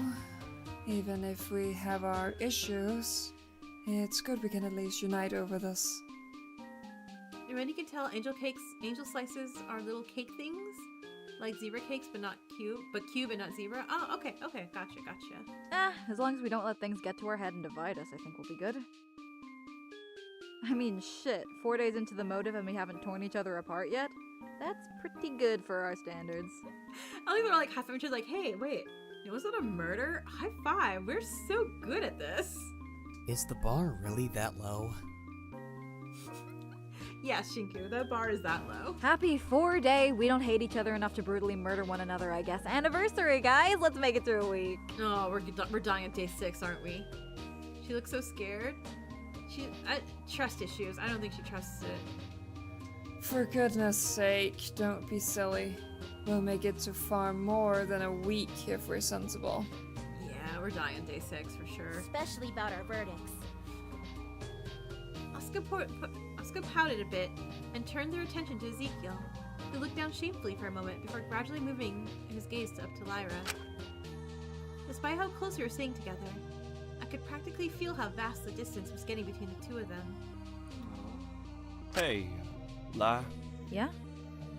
Wanna break up? Aww, that's so sweet.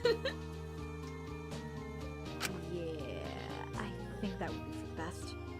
Took you long enough. Yeah, I know.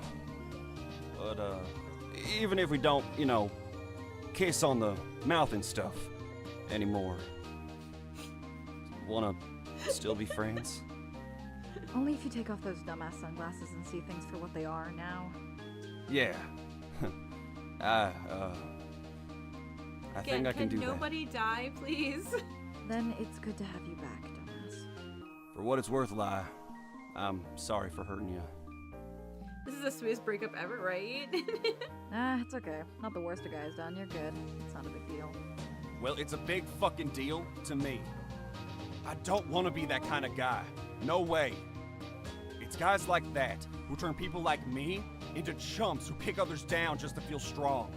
It's so pointless and stupid.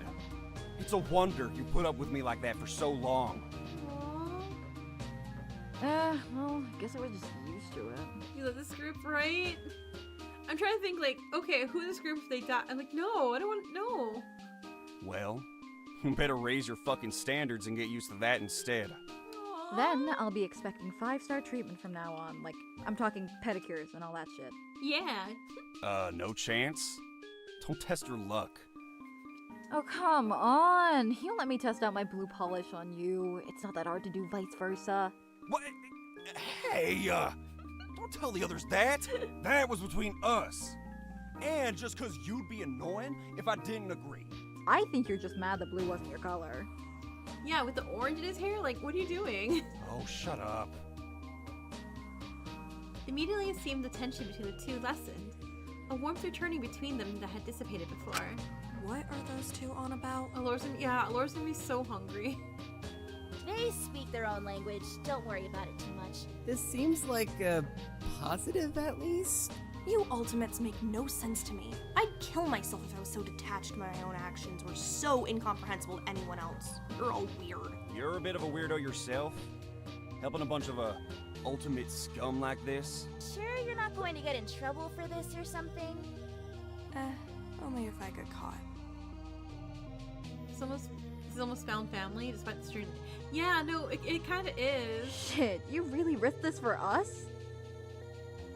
This was more for me than you. Don't get it twisted. You guys can starve for all I care. Wasn't what you were saying earlier. Shut up and be grateful. You guys are impossible. Can't I do something nice for once? Fuck you. This is far more about my own moral code than any of you assholes. We're calling Asu an asshole when they gave you that marshmallow. Yeah, you know, your face was actually pretty red. One more word, and you'll be the next body to be discovered, I swear to God. Okay, wait. So, that means Lyra can't be the next body to be discovered, right? Because there's foreshadowing, and then there's just, like, irony, right? And it can't be that, right? Whatever you wish to tell yourself. Just don't complain to us when whatever bad crowd you've gotten yourself mixed up with outside of here won't take your back for siding with Apollo's watching. the enemy. Your perception of the movement is so baffling, it's almost upsetting. You have no idea about anything for someone supposedly so smart. Either way, guess you've really fallen into a bad crowd if you're helping people like us, huh? And just like that, Amelia did something I'd never expect. Pulled out wine? We're at it? Oh, no! Look at that cute face she's making. No! Who's that? Who's that smiley, happy person there? A wide smile across Amelia's face as Asuka said that. It felt like the first time I'd ever seen her genuinely happy. Guess I have. Alright, so something bad's about to happen. Something real bad's about to happen. And with our bellies full, we all concluded our fourth meeting with a much lighter mood in the air than usual. I was apprehensive about being so kind to Amelia. It was nice how much she kept doing for us. Maybe I should have given you more grace too. Amelia, what is this play? What are we doing? What's happening? What's going on, girl? Oh, didn't have me say it. Oh. Oh. Uh-oh. The music's all wonky. Hey, you don't think Amelia's gonna be the body, right? Hello, Emmy. How are you doing today? Mononiko, hey, oh, did I startle you? Are you hiding something? Goodness, that's a lot of empty food packets. Someone was hungry, huh? Guess it's finally nice to finally gorge yourself after so much malnutrition, Oh, don't give me that look. I'm here to give you supporting comfort, like always. I'm just bracing myself for the next murder. I can feel it happening soon. It's never long after you introduce a motive. Well, it's exciting, isn't it? Something, alright. Oh, don't tell me you're getting cold feet now. It'd be more bearable if you didn't put such long gaps between the motives. You give them just enough time to get close and form meaningful bonds before ripping that away from them. It's hard to watch, I guess. Oh, it's okay. That'll just make our message stronger. And that's what you're doing this all for. Our message, remember? Just a little longer now, Emmy. This movement needs you. You can keep going, can't you? You have to.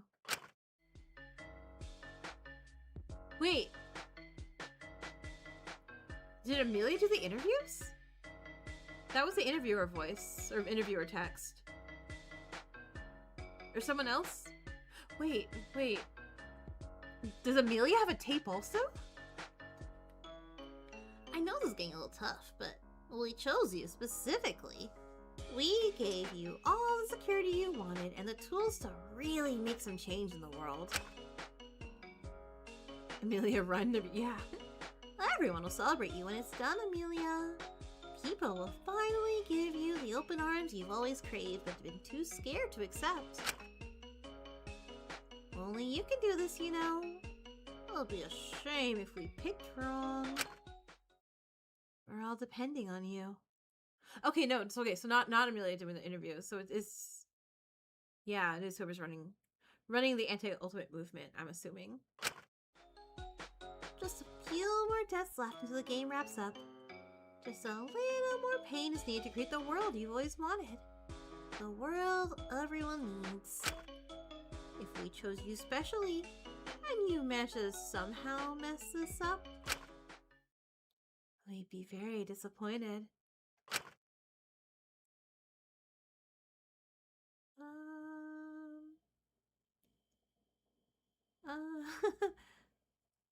We were walking back through the hallways, following the feasting.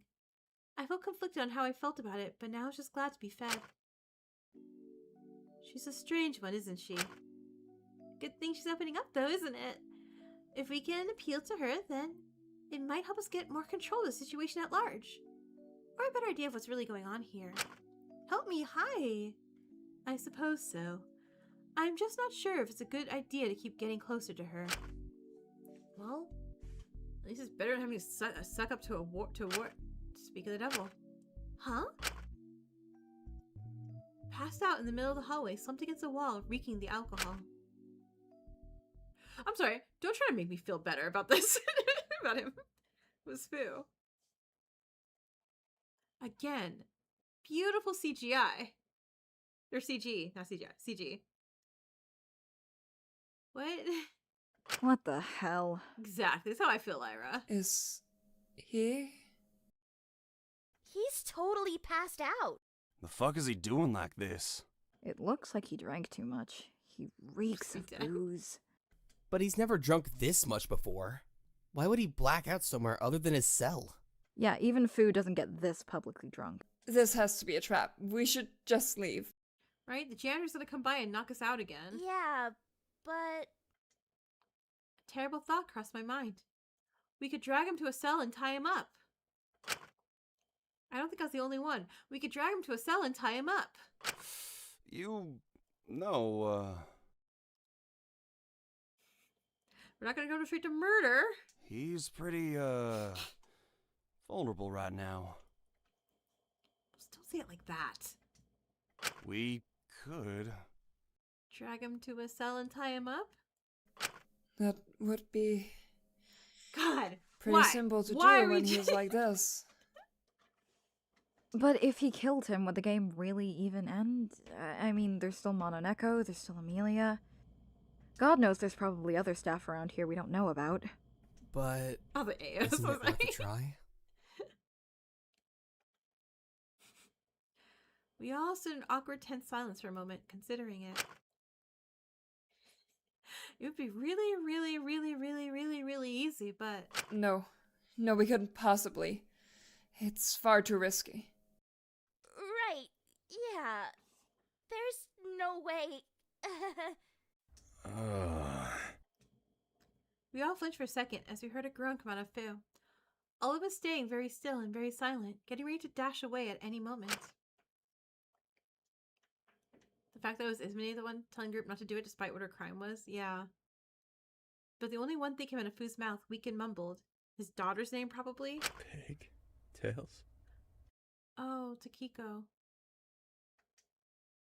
And he seemed to pass out once again, clearly not in any state to do anything else. We all exchanged glances, a little confused at where to go at this point. What was the best thing to do in this situation? Ugh, but before we had time to come up with an answer, we heard a voice from behind us. Someone get a bucket of water right now. Well. Old habits really do die hard. Told you he's gonna come by and hit us again. It was him. The janitor. I guess it was a surprise who arrived given how late it was at night, but God, it's so weird to see him so frequently. Like, do we have to? Oh, it's you. Yeah, who else would it be? The doctor? I think she's far too busy listening to something else right now. Listening?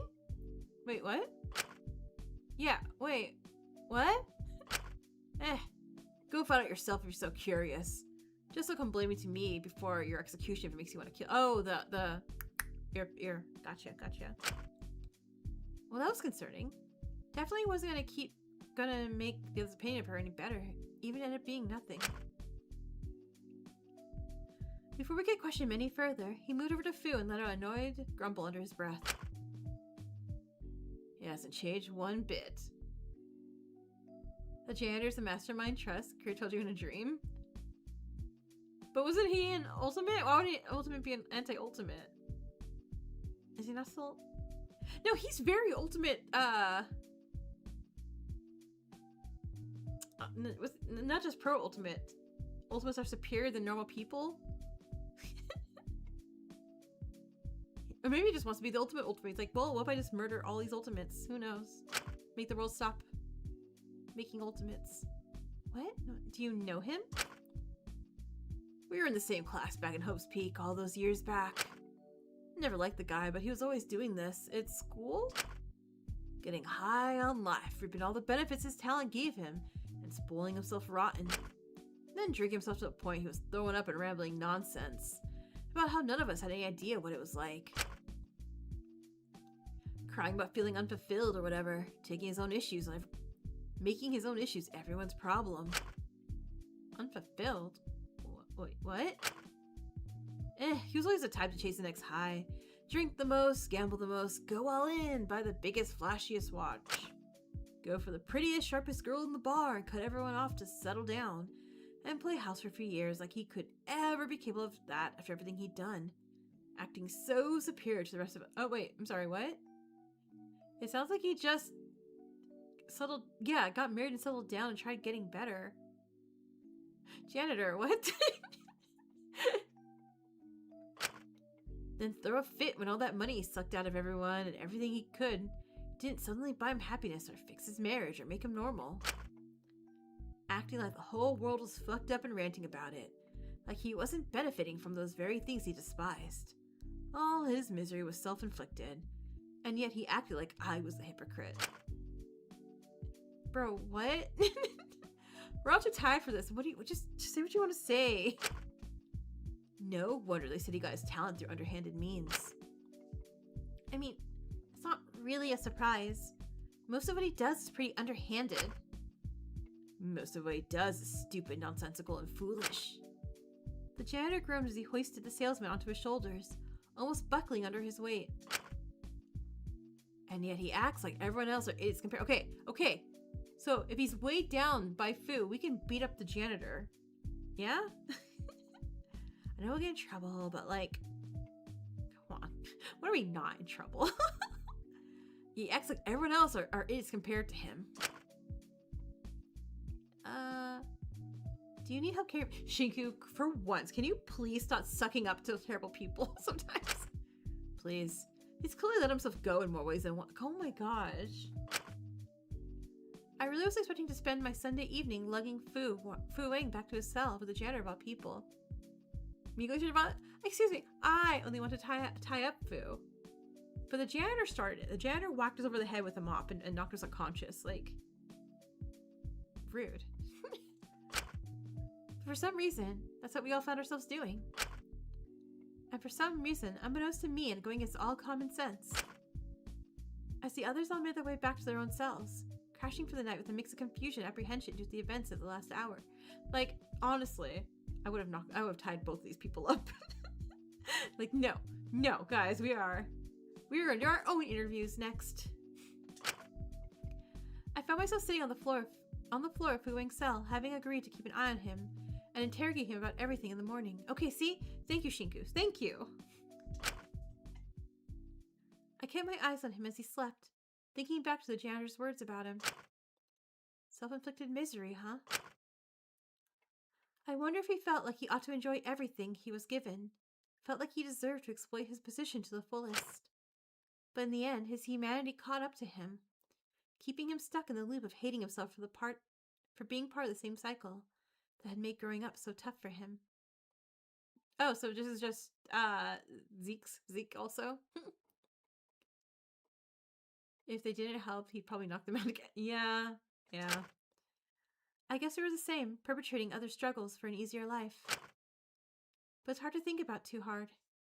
To decide if you definitely have earned that right.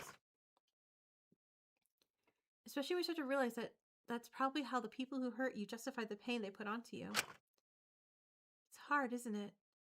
There's really no clear answers. Unless you completely blind yourself, that is.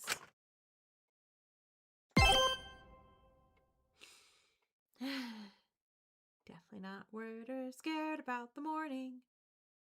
Oh, Zeke, tape 5. All right, let's do it. Please, make your case for the jury. Aww. I never thought I did anything wrong. The world has fucked me over as long as I remember. There's nothing about this dump that's fair in the slightest. Zeke time. So I thought, it didn't fucking matter what I did. Everyone else was shitty. So what's the difference if I am too? To me, pushing others down, exerting your power, trying to climb to the top, that's just part of being human. All I could think was like, man, I can't wait till this therapy makes him cry and we get a spray in this art of him crying. Like, oh, it's gonna look so good. And then I realized, God, that sounds terrible to say. Back when I was getting beaten up daily in that hellhole, I always grit my teeth and told myself I'd be the one on top someday. I'd be the one people would be scared of eventually. If I died in the process, then I didn't give a shit.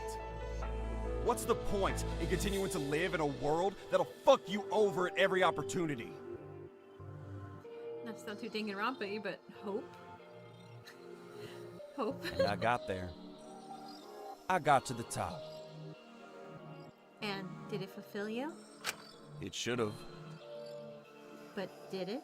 I thought it did. But did it? No. Not at all. It didn't make me happy at all. It was all pointless in the end. Hell was I chasing? Some vague idea of masculinity? Power? I don't even know at this stage. Whatever it was, it all feels so hollow and stupid now. But I can't admit that. God knows I can't admit that. Why not? Because what was the point of becoming just as shitty as the people who hurt me if it was all for something so meaningless? I was just doing the exact same thing they did. The thing that fucked me up so badly. The type of people that made Michael... That made him... I was just repeating the same goddamn things. I was keeping it going. I don't want to be like that. I don't want to be like them. And everyone just acted like it was great. Like it was fine. Like it was just me being me. That it should be celebrated, actually. No wonder the world is this screwed up if this sort of behavior is rewarded. When you're praised for hurting others, as long as you've got the talent to back it up. No wonder that school was able to stay open for so long. No wonder no one gave a shit I was practically being tortured for being a normal teenager. People just let this shit slip through the cracks. Don't give me, of all people, excuses. Don't give me kindness. Especially compared to those who deserved it more. That's the kind of shit that let it all get swept under the rug.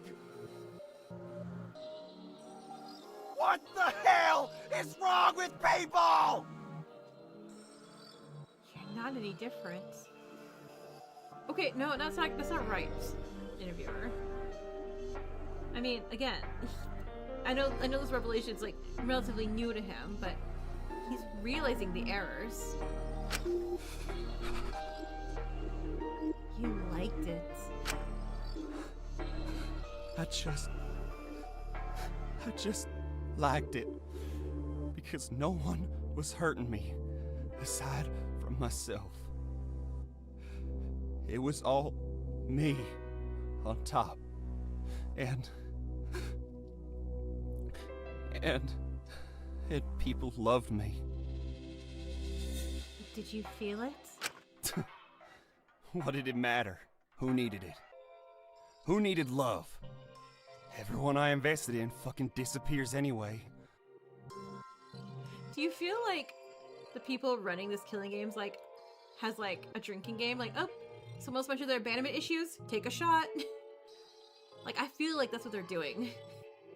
They abandoned me. Or let me down, or...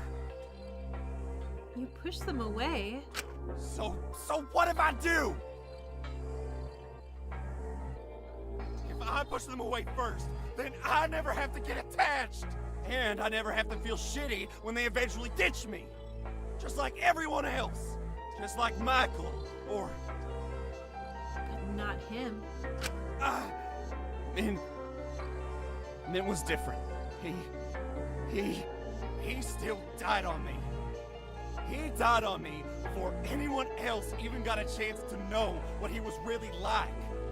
And now they all act like I'm crazy when I was the only one who really knew him in the first place. God, I miss Mitt too. And I'll never forgive him for that. I'll never forgive him for leaving me alone with that. For leaving someone like me alive instead of him. And not her either. I just didn't want her to live. Can you even really blame me? Everyone was acting like she couldn't make her own decisions. They were trying to make ones for her. They just wanted control over her. You were doing the same. I was just trying to make sure someone didn't get walked all over again. That their voice was heard. So if Lyde did die, at least people wouldn't use some fake idea of what she was like to justify their actions. No, okay, sorry. If someone did that, I couldn't hold myself back.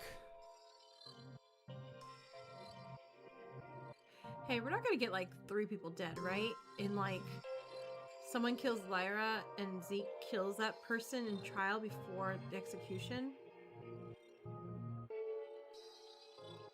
Hey, Rip, don't do that. I don't want to lose that many people. Can we not? That's not it. No. Crying. No, who am I kidding? That isn't it. Of course it's not. After Mint, I couldn't take it. I didn't want to be alone. I couldn't stand it. I'm such a hypocrite. I hated how quickly I got attached to Lyra, and how much I needed her to not leave me. Maybe that's why I hated what Shinku was doing with Molly. I saw too much of myself in that. I thought that if I wasn't careful, that could be us too. And if there's one person I hate more than Sam, it's... Wait, did he just say their names? I just blinked. I'm like, wait, before that. It's you. I wanted her to be there. No matter what. Even if she did end up hating me. I knew she'd hate me. I knew it. But even so, at least if she hated me, I'd still be important to her somehow. At least she'd be alive. That was better than her being gone to me. As selfish as that is. But I held her way too close. God, that bruise on her wrist. I didn't know how much harm I could do without even meaning to. It horrified me.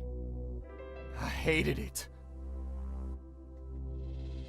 You hate yourself. Shut up. So I'm not really talking too much in a lot of these. I want to make things right. I want to let go. I want to let her decide for herself. I know that's best for her. As terrifying as that is for me, I just want to make things right.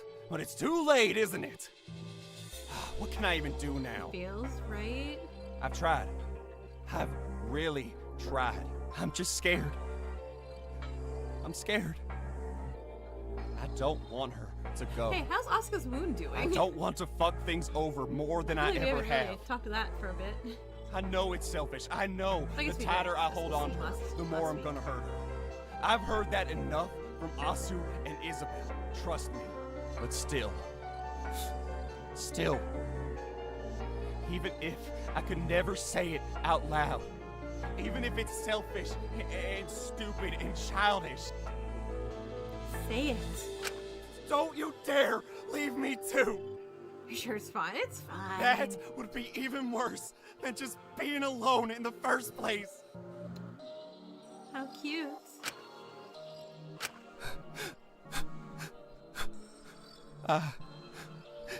If I died now, No. I don't think anyone would be willing to die with me. And whose fault is that?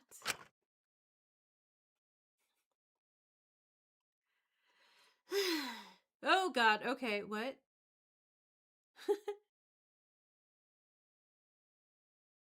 Alright, okay, so nothing. I can hardly be considered a reliable narrator. Perhaps I'm admitting that I'm admitting my guilt and everything that has happened. Shinku, do something for once other than smother him. Sleep, please. Alright, Fu, let's do this. Interrogation time. Ugh, my head. Morning! Huh, wait, what time is it? Early. You should really take this. The hell are you? Oh, shit. Thanks, kid. Fu rolled over and reached out to take the water I was holding, moving his hand to his head and letting out a groan, laying back. What are you doing here? What do you want? We agreed someone would stay with you. Guess you're doing whatever you can to get any grace with the rest of them, huh? Hey, this isn't about me. I got some questions for you. You gotta go? Alright, for your first job to- Hey, congratulations! That's exciting! Yeah, no, go. Bye! You're nuts if you think you can play shrink to your captor. Hey, how often have you been drinking, Fu? What's it to you? I don't think it's any of your business. It's the old spray. It is? Oh yeah, because he's not all like... We found you passed out in the hall. That's a lot for someone like you. Quite frankly, it's also a terrible idea if you are running this. You left yourself incredibly vulnerable. We all considered murdering you for like a hot minute, dude. Well, God forbid a guy have his fun. Now, if he doesn't have to save face. I've just been drinking as much as I like. Got a problem with that? Hey, are you drinking 24/7? Where'd you get that from? Of course you'd play dumb. Oh, I don't know. Maybe the countless bottles I found hidden under your desk here? Well, nowhere else to put them now. I'm not the one who chose to have the incinerator locked off. Don't see why you care so much, kid. I ain't exactly your pal or whatever. Don't delude yourself into thinking you can get me to free you, though. Love or empathy or the power of friendship, whatever you kids are into these days. So, when did this start on this level? I know it was bad before, but it was never this bad. After you came out about things? After Takiko passed? He wasn't going to give me an answer, but I knew it. He probably wouldn't even admit he was drinking. But I thought I could test my luck. I just wanted to figure out what was going on inside his head. If he was doing extremely poorly, it did not bode well for his future treatment of us. So I wanted to get ahead of any potential issues with them. You're like, okay, bye lady, good night! After Takiko's death, huh? Yep. He still didn't say a word, but his demeanor seemed to shift slightly as I mentioned her. I sat there in silence, hoping that not saying anything further would force him to speak. And to my surprise, he eventually did, avoiding eye contact with me. Do you think there's a world out there where she was able to find happiness? Well, I don't know what I was expecting, but it certainly wasn't that. Where girls like her could be free. I felt my fist clench hearing him of all people ask that, and I hardly had the right to get mad at what he was saying considering my own perception of everything until yesterday. I hope there is. There should be. Otherwise, I think we really might be doomed. Yeah, so... Dude. I couldn't bite my tongue. Why did you bring her into the game in the first place if you didn't want that to happen to her? He immediately snapped his gaze at me, his tone sharpening. I took a step back instinctively. Listen, kid. I made a whole lot of bad decisions without thinking about them, but that's one choice I'd never make. I'd never choose to have her here. Then who chose it? Who decided it was okay for any of us to be here? Choices, choices. We make them all the time, but they're funny things, you know. You never really know you've made the right choice no matter what you do. Because no matter how convinced you are that you do, you never know for sure how things could have turned out if you did or said something differently. Yet they matter so much. Everyone who's died so far has been because someone along the line made a choice.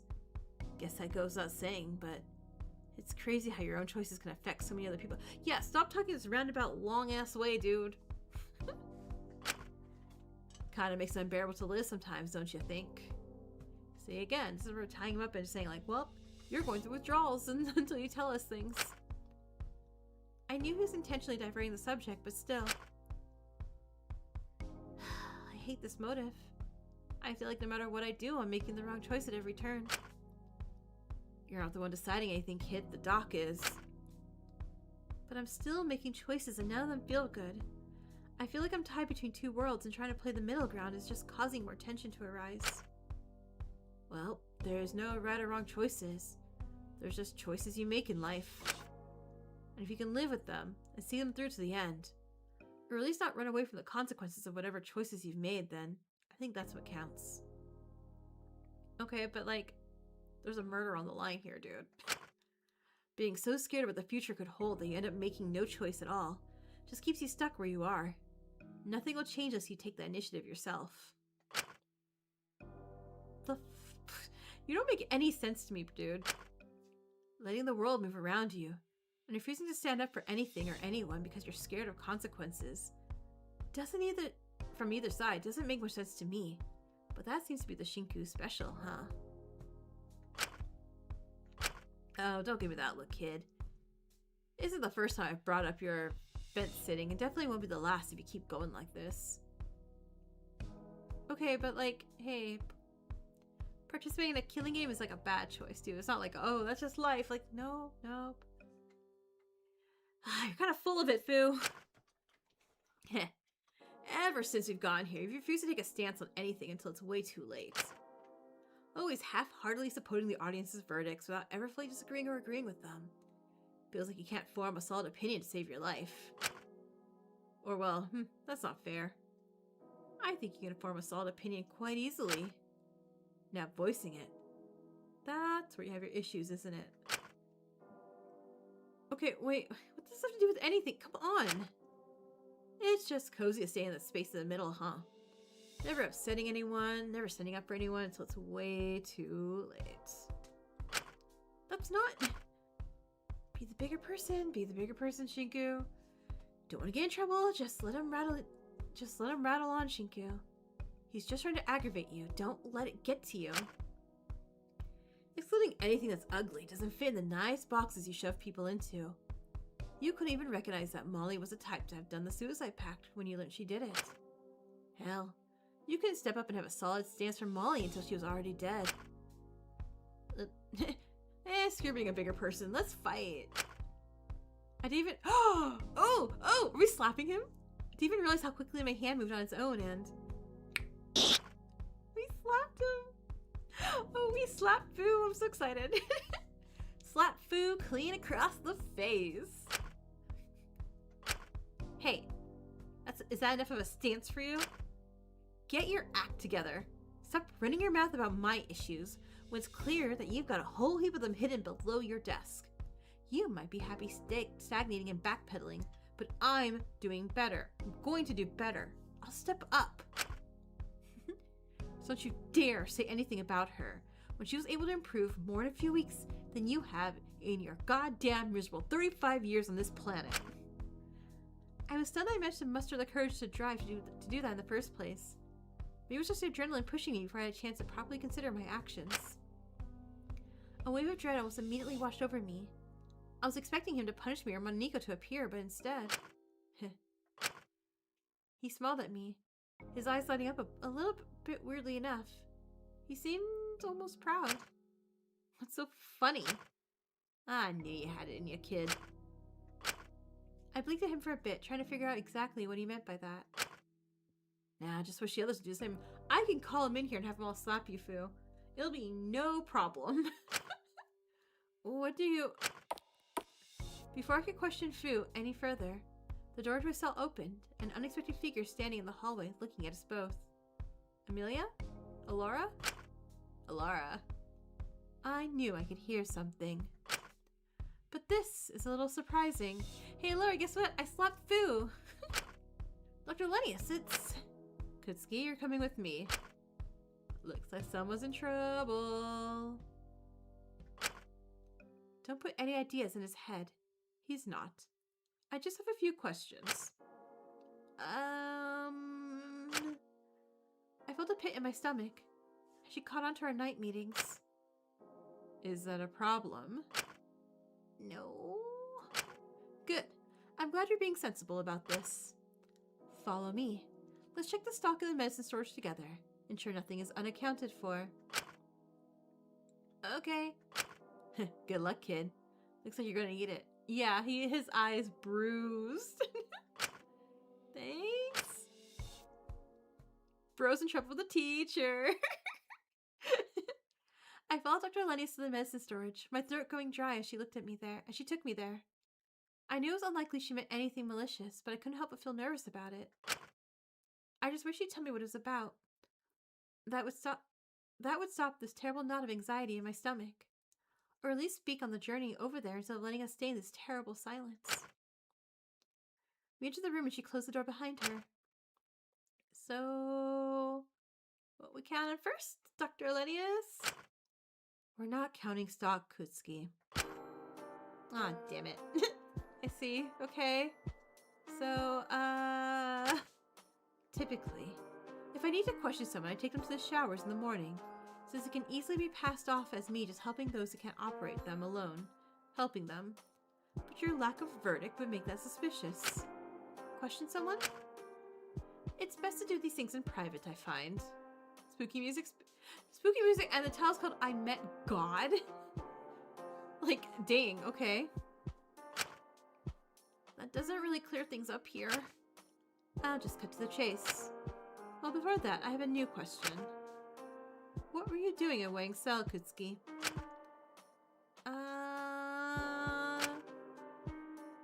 She does deserve to know, but I don't know how many details I can realistically give her without giving away the night meetings.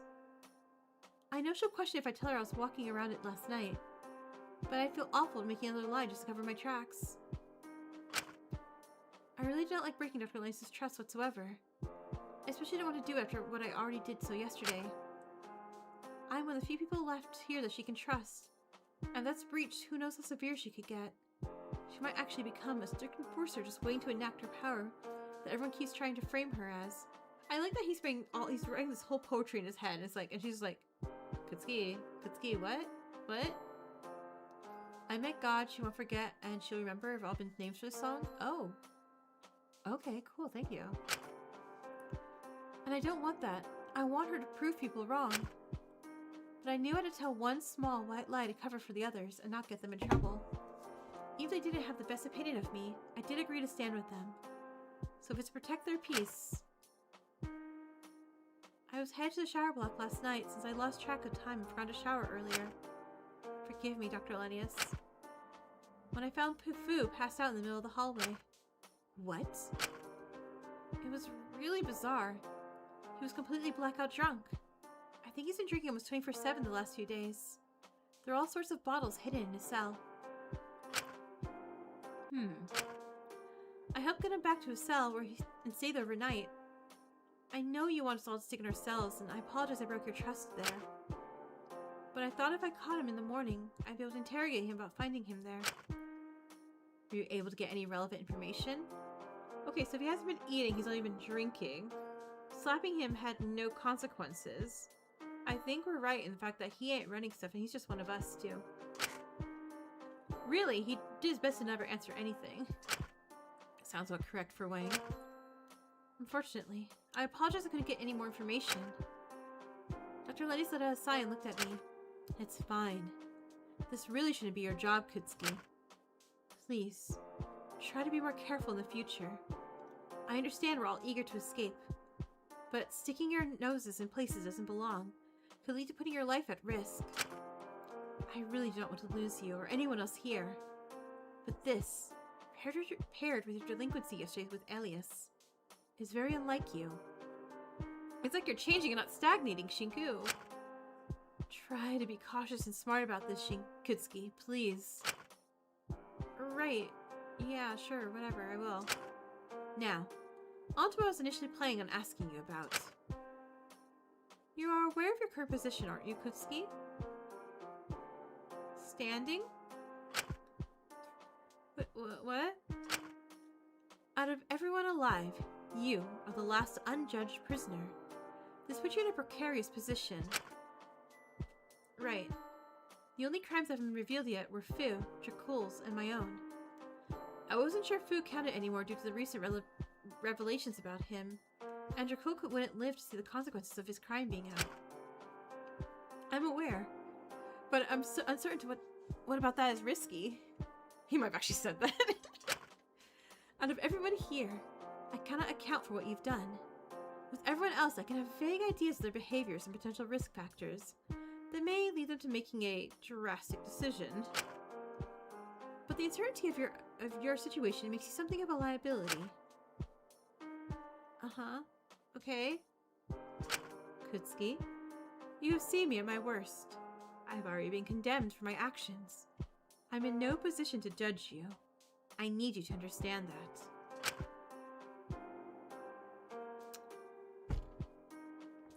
If you could disclose your crime to me, that would be of great assistance. Why? Why? Like, if I do, you would think it would be in front of everybody. Why just you? Now, at this moment in time. Laura. But at the end of the... Huh? I understand the futility of asking you this, since I know it is likely you will lie. But I greatly appreciate your honesty and cooperation here. I promise you, I only want to know this for your own benefit and safety. But it's not causing me any danger right now, because we're not gonna know it. Right? Shinku crime gonna be bad? It's gonna be bad. Oh, don't pull up your little poison bottle thing at me. I just want to account for any potential possibilities or complications that could jeopardize our continued survival.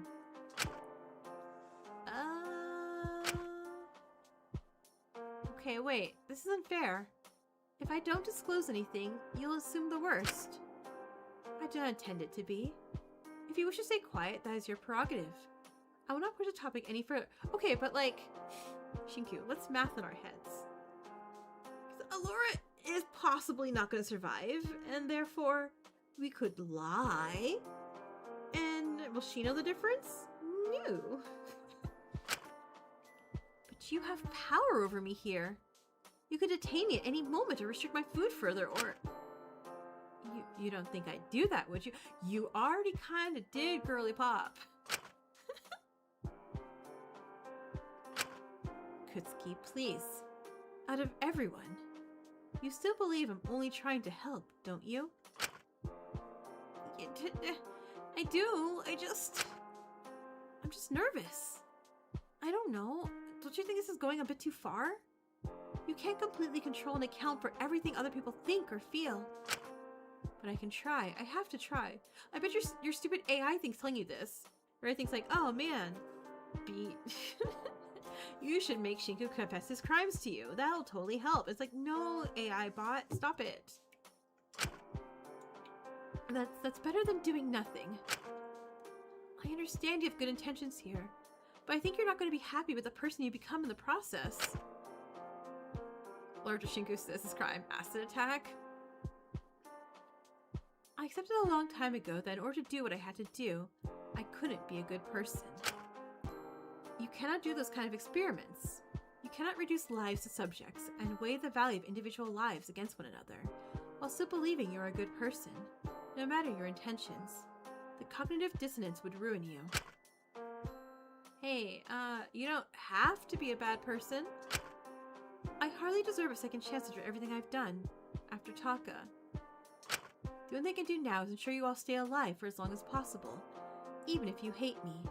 That's all I can do to even start to make up for all of that. Okay, why does it sound like an alien going like, oh, I must keep this human alive forever, forever, and like, let's stick them in like those little matrix pods.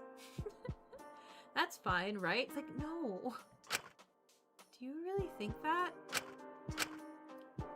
Is that why you haven't taken out the earpiece? I guess in reality has completely rejected everything you spent your whole life doing.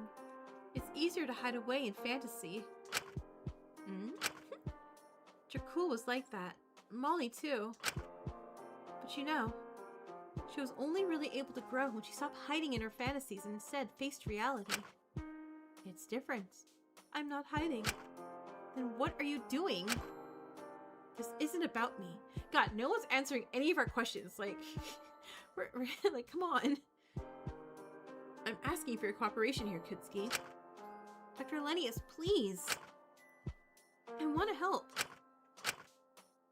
Dr. Lenius took a step away from me after staring at me for what felt like an eternity, letting out a deep sigh and pinching the bridge of her nose. I've done something awful, Kutsuki. I murdered another person. My bad. It can't be worse than anything else we've seen you do. It is. Let me make this clear. This does not leave the room. This does not leave this room, not under any circumstances. Of course, you can trust me. I like to think I could, but these last few days... She looked at me once again, as if she was debating if it was really a good idea to disclose this all to me. But like it or not, I think you're the person I can trust the most. And even if telling you isn't ideal, I cannot keep the weight of this on my chest any longer. I need to confess what I've done. Okay.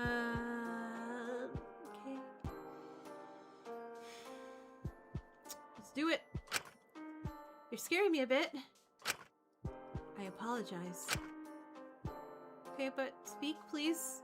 So whatever it is, I promise I'll tell the others. After the last trial, after my verdict, I made a deal with the wardens. With Mononiko. Eh? Let me establish first and foremost here. It was not to harm any of you, quite the contrary, really. Okay. So it was... in return to having whatever the next motive was to disproportionately affect me more than the others.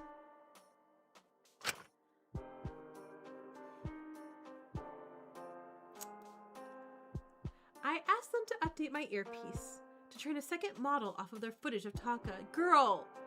Why? Hey, no? Can you, like, leave Taka's autonomy alone for, like, a minute? What? They allow... Oh my god. Asuka's gonna stab her. Asuka is going to give her a matching wound to their own. If the others knew that, they'd certainly be upset, but more alarmingly... Her verdict had made it so she really hadn't changed at all. She was just diving deeper into her unhealthy coping mechanisms. I knew it was my business, that broke my heart. Well... So, do you feel any better? Truthfully, having AI Taka go, hey, Uchi Mamacita, in my ear the whole time was not very good. Makes me feel real awful, Kutsuki. I'm sorry, I really love Uchi Mamacita line so much. That's gonna be basically all I take from this game. I mean, obviously, great writing all around, but it's my favorite line in this entire game. Every single time I hear his voice again, I feel like I'm gonna be sick knowing what I've taken from this world. It takes a lot of mental energy to not burst into tears every time he activates. Then take it out, girly. Then take it out, girly. Leave it behind, Dr. Lennius. I know you can't. Come on. I couldn't possibly. I've made it so I cannot hide in fantasy. This is hiding in fantasy. Instead, I must hide it. I must hide from it. Focus on my reality. I'm sexist now. It's not face the damage my fantasies have done. You're obsessed with whatever's wrong with you. I deserve that misery, that sick feeling in my chest. It helps me remind myself that my situation is by no means unfair. It's something I've brought onto myself. Now, the responsibility falls on me to make sure we can all leave safely despite the best attempts from the audience and the wardens to keep us here. Yeah, it's like, do you even need a trial? Asuka murders Alora. We know this. They may view this motive as disproportionately putting a target on me specifically, but I see it as one final chance to make things right. I cannot afford to make mistakes now. If I can lead us out here safely, then I'll take it. Then I'll free myself from the past. And if you die before that point, then at least I tried. Hey. Hey. You don't need to torture yourself in the process, Dr. Lennius. That's going a little bit too far, don't you think? It's a bit foolish. Then maybe I am. Listen to yourself. You're putting your pride before humanity. Do you think Taka would have wanted this? I certainly never knew what he wanted. That's what got me to this point in the first place, so what does it matter? Then do it for him now. Treat yourself how he would have treated you. Live how he would want you to, as the person he knew you as. There's far, far too much on the line now to give myself that much grace. Are you really willing to die as Dr. Lennius and not Alora? Have I ever really been Alora? Since the beginning of this, no. Even before this, I was Dr. Lennius, first and foremost before I was my own person. It was your potential for escape. I was your potential for escape, organizer. A tool to make your life here more bearable. The second I showed how flawed I really was. All the childish and pathetic parts of me that make me Alora. And not just some machine. I was rejected. Okay, but you only showed the bad parts of Alora. You didn't show us all Alora. Oh my god. Alora's internalized her guilt so much that she actually cannot be convinced to stop punishing herself. Yeah. Everyone made it clear what they need me to be. So that's what I'll be for— okay, no. No one's liking Dr. Lennius. Dr. Lennius made the choice to get rid of Taka. Alora didn't. If they hate me in the process, then so be it. Alora! Let's go, Kutsuki. It's clear you're not going to disclose your crime to me, that's fine. I won't force you. We should make our way to the canteen. The others are waiting. Alora moves to the floor, waiting for me to follow, but stopped as I opened my mouth one last time. I would have liked to meet her. I hope when we're all out of here, I'll get the chance. She seemed to falter for a moment. Don't. Don't give me false hope, Kutsuki. Well, now I'm sad. This is Ismini's fault somehow. What? Why did Freaky Chat turn on Ismini randomly? The silence that fell between us returned as we made our way to the canteen, where everyone else had already gathered. Isn't it just GLaDOS? Maybe feasting so much last night was a bad idea. Our portions for breakfast seemed even smaller in comparison to that. I knew I'd feel hungry in about half an hour. But we had bigger things to worry about, namely, whatever condition Alora would have picked today. Thank you all for making breakfast. I do appreciate it. I hope the guides were sufficient. For everyone's compensation today, Hajime's favorite, orange juice. Is that it? Well, no one had any suggestions. I mean, I guess it could be worse. Bits or no bits? Pulp, pulp, pulp, pulp. I am a extra heavy pulp orange juice drinker. I love pulp orange juice. How the fuck can you deal with riding a motorcycle shirtless through flaming chainsaws or whatever, but can't deal with bits? Oh, shut the hell up. I'm not the one who always needs to be doing something or she explodes. At least those two seem to be doing slightly better? I didn't know, it's hard to tell with them. Either way, we've been without direct sunlight for multiple months now. Orange- oh my god, you're right, we're all gonna get scurvy. Vitamin D deficiency. Oh no. Actually, you know what? That is a good point that I completely forgot. We are completely sunlight deprived for so long.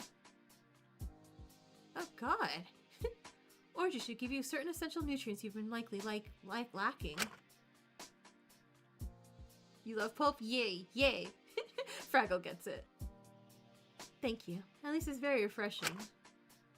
I'll attempt to think of a better reward tomorrow. I apologize that I'm not the most creative. I just hope our workday isn't too hard. Hopefully the conditions don't throw any major curveballs at us. Oh, somebody say curveball! Alright, yes, also conditions. I almost forgot. As if on cue, the cat appeared in front of us, but... Hey, where's Fu? Oh, we slept in. So, none of him today. We're returning back to the basics this morning, just me and you guys.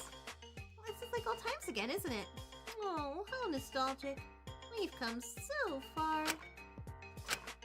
Speaking of nostalgia, I thought we'd do a callback with today's potential conditions. Bring back some old fan favorites. I think it's a little harsh considering most of them are, you know, dead. Oh, no, not them. If we did that, people would have all sorts of complaints. Not to mention the impossible, unless you want to pull on a Laura Elenius. Let's skip the pointless insults. Just tell me the options for today. No. Well, we can either bring back the hostage motive and have all the hostages of those currently alive go through another consequence, or the first. Wait, what? No, wait, you already... Or... You... We're going to do this one. You can choose to have all the troops from one day to 4 of those currently alive out in the open. All the troops from 1 day to 4 of those currently alive out in the open. Okay. But then, everything we did, all those dares. Okay, Shinku, I need all that progress to realize, hey, the terrible things I've done, being outed, is better than harming people. Please, Shinku, please realize this. LAB for nothing, But if Laura doesn't pick the truth to be outed, our hostages, We already saw how severe the level 1 consequences were. Considering it would be Shinku, Lyra, and Ezekiel's hostage, the second consequence. That too! It's almost certain we might have another life on our conscience if we chose that. If they haven't already faced the consequences in the first place. With how quickly they produce those videos, it's all but confirmed they're all pre-recorded. I'm sorry to burst everyone's bubble, but anything they could do to our hostages they've likely already faced. I trust your judgment there, but are you really willing to risk that if you're wrong? I really don't want to risk it. I don't want to hurt Nico. St. Hill, are you not the one who left him in his current situation in the first place? Because the masterminds are definitely hostages? Oh, because he would stop. Well, what? No, we can't do that. Well, yeah, but just because I messed up there doesn't mean I want anything I don't want to make anything actively worse for him. But are you prepared to have your secrets outed to the world? Yeah? Of course! They've already seen my crime and said it was okay. I get nothing else. Okay, hold on, Curly. I've got nothing else to hide. Anything else they could dig up about me, I stand by. Suppose you had nothing to hide, you'd be okay with your truths being outed. Well, I don't really see anyone else exactly jumping to have their secrets out in the open. I'm sure the hostage thing, trust me. If it would make you more comfortable, then I guess we could air our dirty laundry, but neither of those options are, you know, good. Who cares about a fictional child who's not real? End of story. We don't know this for sure though, yeah? That's kind of the whole point of a motive. Hate to break it to you. What does it matter? Practically all our crimes have already been exposed. Our secrets surely cannot make our reputations any worse. Well, all our crimes aside from... Hi.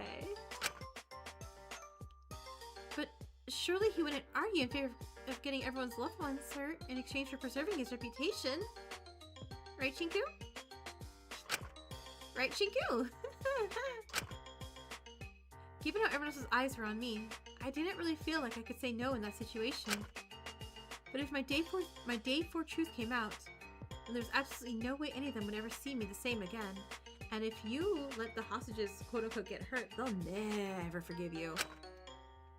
More importantly, given her history with Dakota, any small possibility I did have making amends with Ismini would be completely shut. Okay, yeah. If you have to think selfishly, Shinku. Just don't do that. But if I argued, I'd be causing more issues. It would probably raise more questions. I hated this. It felt like just back when they picked Ichi for the hostage motive. But before I could say anything, Alora spoke up. It's not worth arguing this. I'm not risking any more potential casualties in or outside the game. At least we know what's coming if we pick to have all our truths outed. The same cannot be said for picking the hostages. So, is that your decision? Picking to have your truths outed? Yes, I'm sure. Even after all the hard work you put in with the acid to hide your 4th truth? Stop. Don't remind me. Well, if that's your decision, then that's it. It's not like we have to look at one another's truths. We can all agree just to ignore them. You seriously think no one will try to sneak a peek?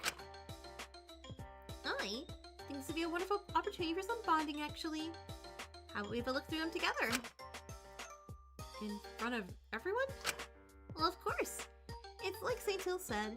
If you got nothing else to hide, then it shouldn't be an issue, should it? This is really not ideal. Well, it's what you chose. You have to live with the consequences of your actions. And really, I think it would be wonderfully enlightening. Shall we begin? For any of us got a chance to have any say in it, Mononiko immediately slapped down a piece of paper on the table. Wapa! With my name written on the top. Okay, Truth Shinku, Day 1. For many years now, when you feel lonely, you've written fiction where you inserted yourself into a romantic relationship with your favorite idol, Yui Apina. Day 2. On an alternative account, you write harsh, often bordering on bullying reviews for fanfiction written by children. 3. You used to include characters based on people you didn't like in your class and your novels, often killing them off in brutal and twisted ways for catharsis. And 4. You drove your sister to suicide. Okay, but like, I know Shiku's eternalizing that. Like, I don't really see how he thinks people are gonna... I don't know. Ta-da! Not too many surprises here. He wasn't exactly the best at getting his dares done, was he? Well, ignoring the obvious elephant of Day 4, no wonder he managed to do his dare that day. Oh well, too bad it was for nothing. You did... What? Okay, but like... And that's not your crime? Asuka's like, so it gets worse? The fuck could it possibly be then? It's part of it. I really don't want to talk about it. Whatever it is, I'll leave you to discuss that later. I'm sure you have a lot of questions, but we've got even more to get through. Lyra, let's see those truths you were so desperate to hide that you were willing to complete all your dares, no matter how extreme. Okay, yeah, let's go see them.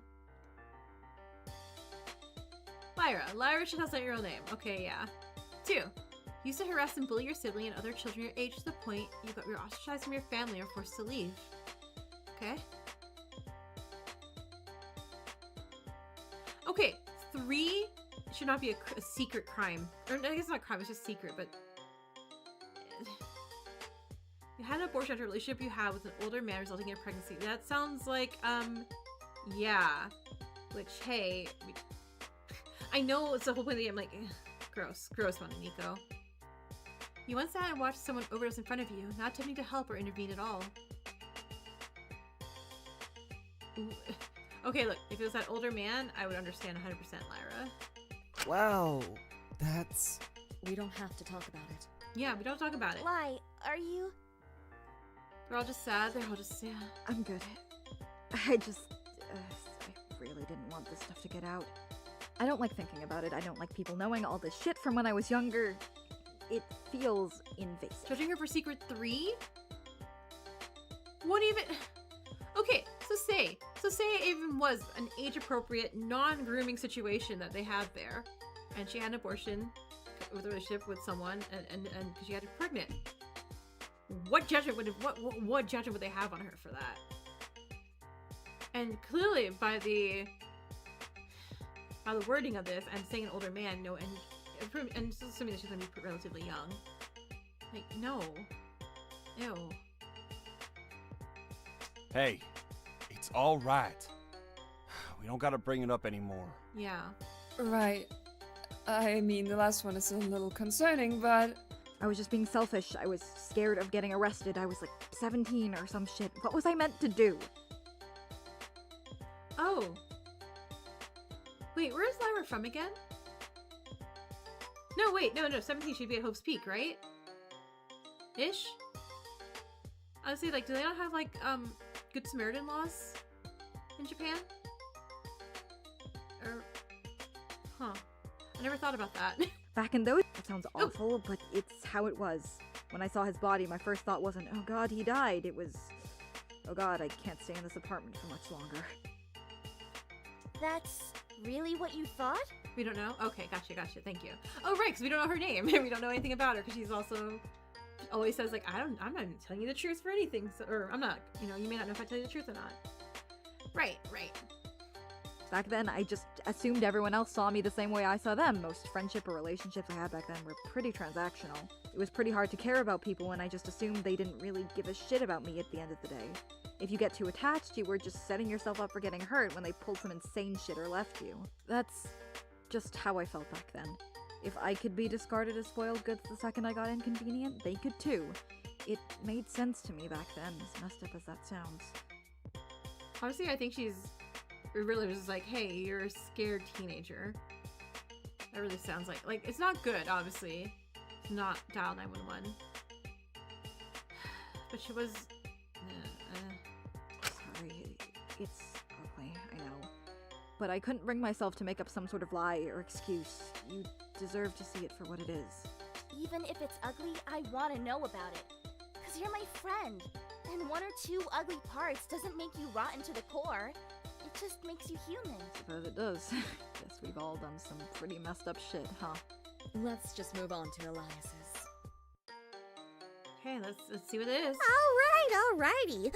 Let's see if this'll help knock him down a few more pegs.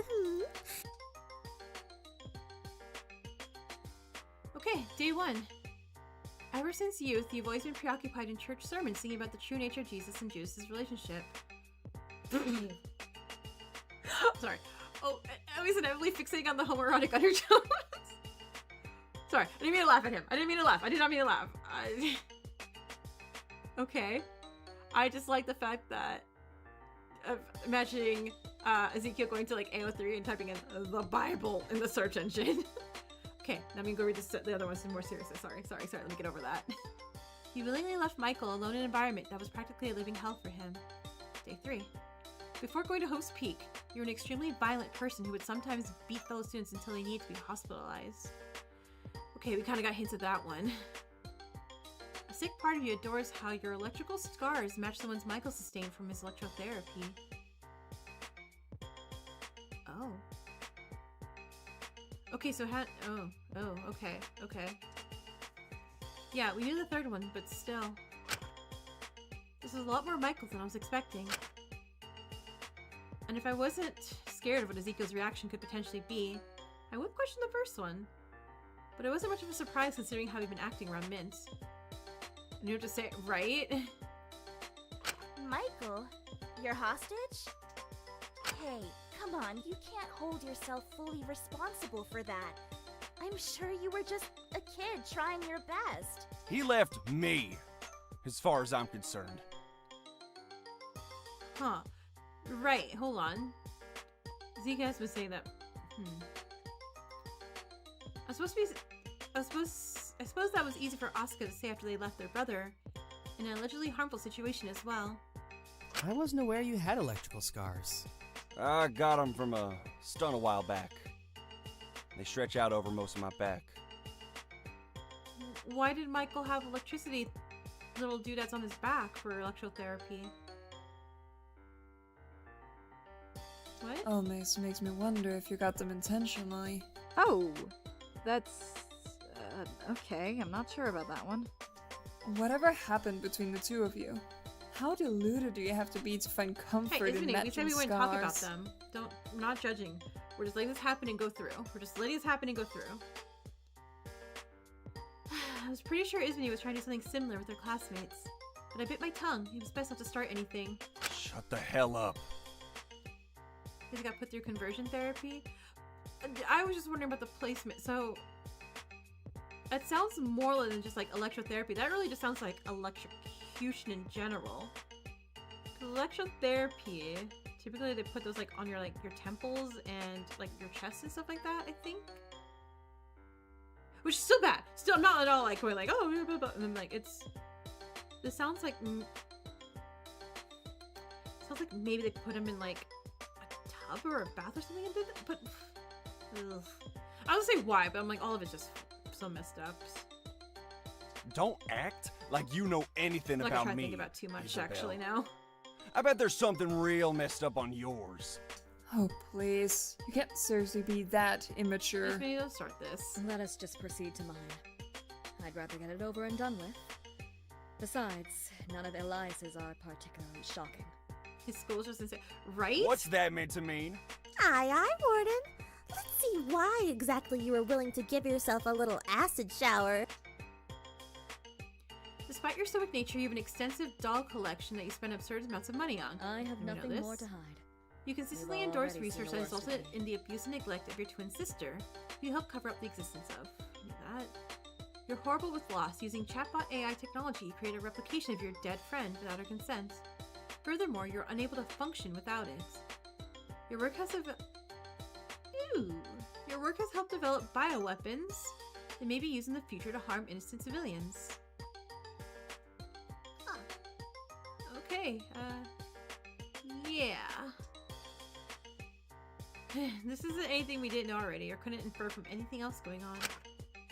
Does anyone have anything to say? No, I'd rather we're just clear gonna things move up now. on. Hey, you should probably confess about the Talkabot. I just don't know how you can live with yourself. I cannot change what I've done in the past. But I can How at do we get least to that keep day all of you 401? alive for as long as possible. To at least try to rectify Unfortunately, some of my mistakes. any medical study can be used for harm as well. So whether or not it's not about, I guess, in her part, intention. If she knew what she was doing would help develop bioweapons, but I feel like any study of any science and medical thing, it's kind of like if you know how to cure or it's sorry sorry, it's just getting really sad. I don't bring up like history sad things either, especially since it's getting late and I should get through this. If you really wanted to make it seem like you were making a proper effort to change, you take out that earpiece. Yeah, like how much of unable to function are we talking? Let's just move on to Cersei's. Right, our favorite little Nepo baby. Let's see what else you could possibly have hidden in your closet. Okay. As a teen, you used to repeatedly fantasize about being a goddess of the harem of nymphs. Wait, you were hold the unconditionally in phone. love with You've you. got a fiancé? Hello? Why have you not mentioned Lyra, this before? let me read these first. Please, you're going too fast. Okay, we do the first one. I mean, her name's Cersei. It makes sense. You don't love your fiancé and never will. You would be willing to cheat on him without hesitation if a better person came along. In high school, you got a girl expelled for framing her for cheating because you saw her as an academic threat. Your whole life has been funded by blood money. Your family's fortune originating from the exploitation of others and extraction of natural resources from lands that were never your own. Okay, but like, does she know this? And is she... okay. Because, like, saying your whole life... I don't know. I didn't hear more about... I hardly think that's relevant here. Of course not! Especially when she's willing to cheat on him at any given opportunity. Hey now, let's not be too harsh on her. It's not like she actually did cheat. Yeah, it would be a little ridiculous to give her more shit for potential cheating than Alora let us give Shinku for driving his sister to suicide. Lyra. Lyra! Man, we're doing terrible. We're doing absolutely terrible at this no judging each other, let's just tell our secrets and go home thing. Well, I was going to attempt to defend Ismini right here, but I'm just gonna shut up. I think we're sort of brushing over the blood money thing here. I think that's a little more important. Well, I certainly didn't have any say in that. I wasn't the one who initially exploited them. I don't believe it's a crime to be born into money. I didn't ask for it. I wasn't even aware of it until I was well into being an adult, and even then I suppose I just never really thought about it. Okay. It's just okay. how I've that's, always that's lived. where the issue starts now. Not Alora, Ismini. Okay, so like I wasn't aware of it until adult. Like, okay, understandably, she didn't know. It was just how she grew up and was raised. But after that part, you're like, oh, I learned, and then it became an afterthought. Like, no, that's the bad part. I guess it's not really any different to you. Everything you value in your life is the result of these sorts of systems of exploitation. Because it's so hard. It's so difficult nowadays to literally do almost anything without accidentally, unknowingly feeding into the terrible exploitations and so like, say I was a barista for years. I sold coffee. Coffee is really kind of upheld by a lot of like child labor and underpaid people and all sorts of terrible things. So it's not like me as a... And then, you know, say like, I don't know, I gave plastic bags out at a job. Yeah, no ethical consumption under capitalism thing. It really is. It really sucks that everything's kind of... But it's the fact that if she has the wealth and the prestige of being an ultimate and is not speaking out against what her family's doing for their money, I feel like that's where the issue comes with, where it's not to Spider-Man this, but you know, with great power comes great responsibility kind of thing going on. So, Well, everything you value that you still have, again, that your actions hadn't everything caused to morally shatter. right. You're such a silly little girl. Now, it doesn't really matter, but he's taken a lot of steps to even the playing field for you, so let's divulge Fu's truths. Because he's part of the game still. I don't really see the point in that. It's unlikely any of them are anything more than lies. Yeah.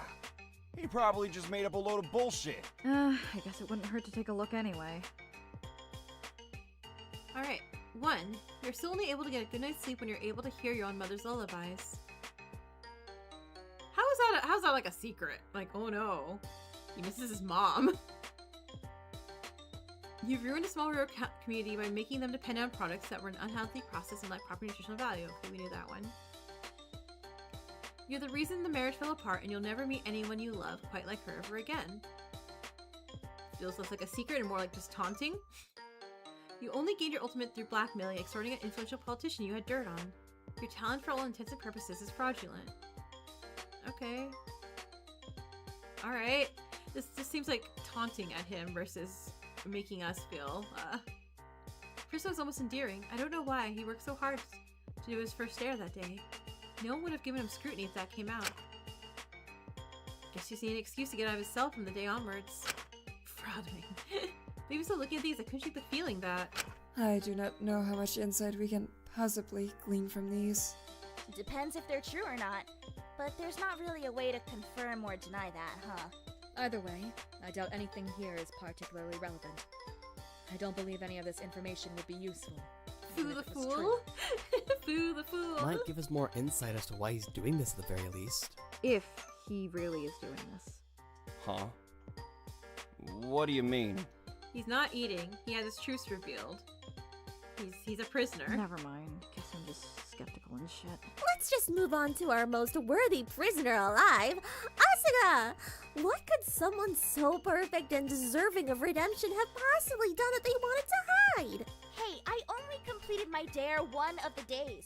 I'm an open Lyra, book more compared like to some truth. of the others. Yes, you're very lucky Takiko decided to lose it before you'd have to cover for your day 4 truth. Aren't you? Okay, let's see what it is. Let's see what it is. Don't put it like that. Let's take a look at your truths, Asuka. High school you've gotten a test is 40%, and you're pretty dang proud of it. Back in your child modeling days, you were cruel to other Kidnapping. kids. What? Forgive me Shh, for asking, spoilers! but- Spoilers! I need to catch up. Back in your child modeling days, you were cruel to other kids around you, and your comments would routinely damage your self-image greatly. Okay, we knew that one. I guess we know all of them. You left your little brother behind in an exploitative situation without a second thought. He endured incredible amounts of hardship that you could have saved him from, okay?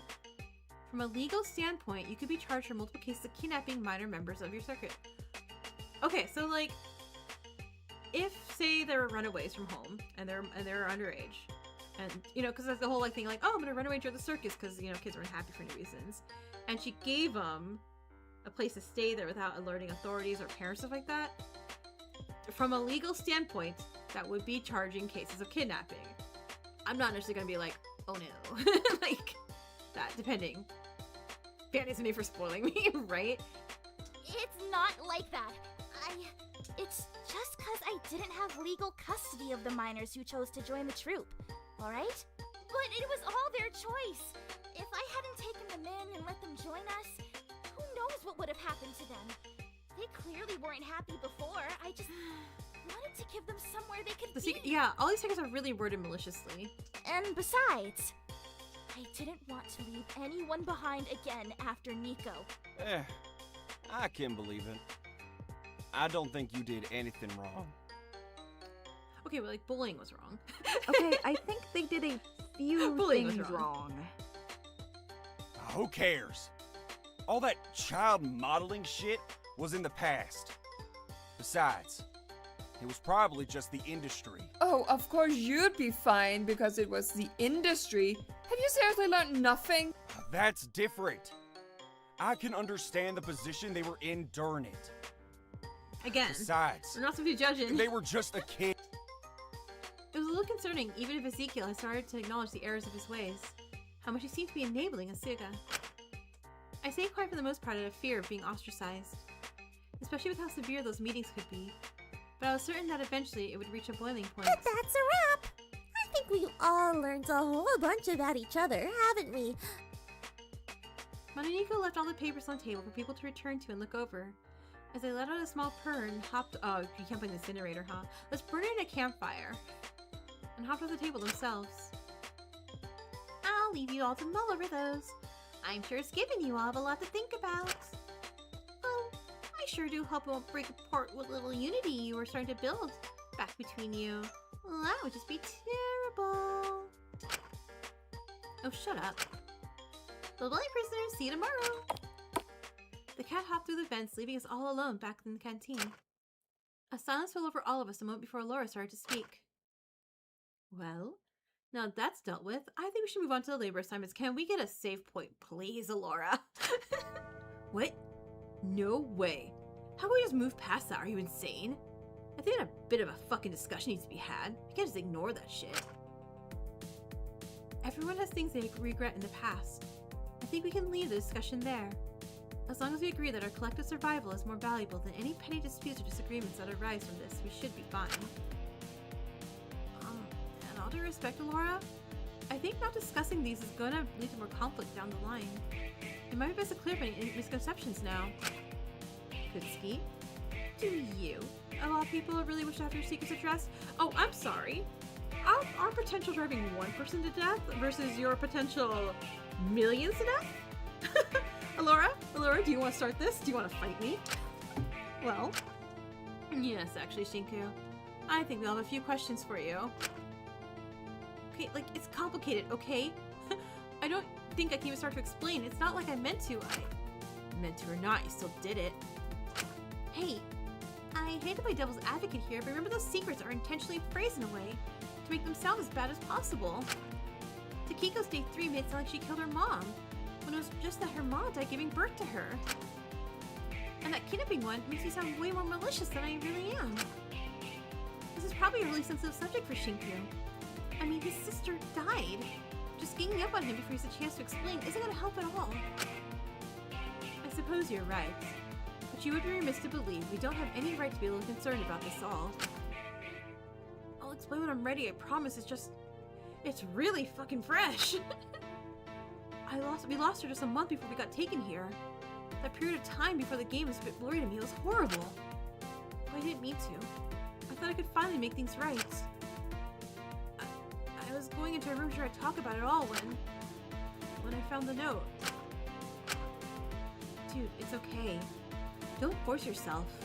You can talk about it when you're ready to talk about it. You seriously can't be defending him. It's been a month. Yeah, because I said that her death kind of was like the kicking off point. They're like, okay, let's get this all a-going. You can't exactly say anything yourself about having lives on your hands, can you? Well, judging from that last secret, neither can you. And can you forgive me for it? Well, yeah, because you're a lie. We all make stupid choices when we're scared or emotional or whatever. I can give you the benefit of the doubt, but there's context missing there. People don't just watch others die like that, unless you're crazy.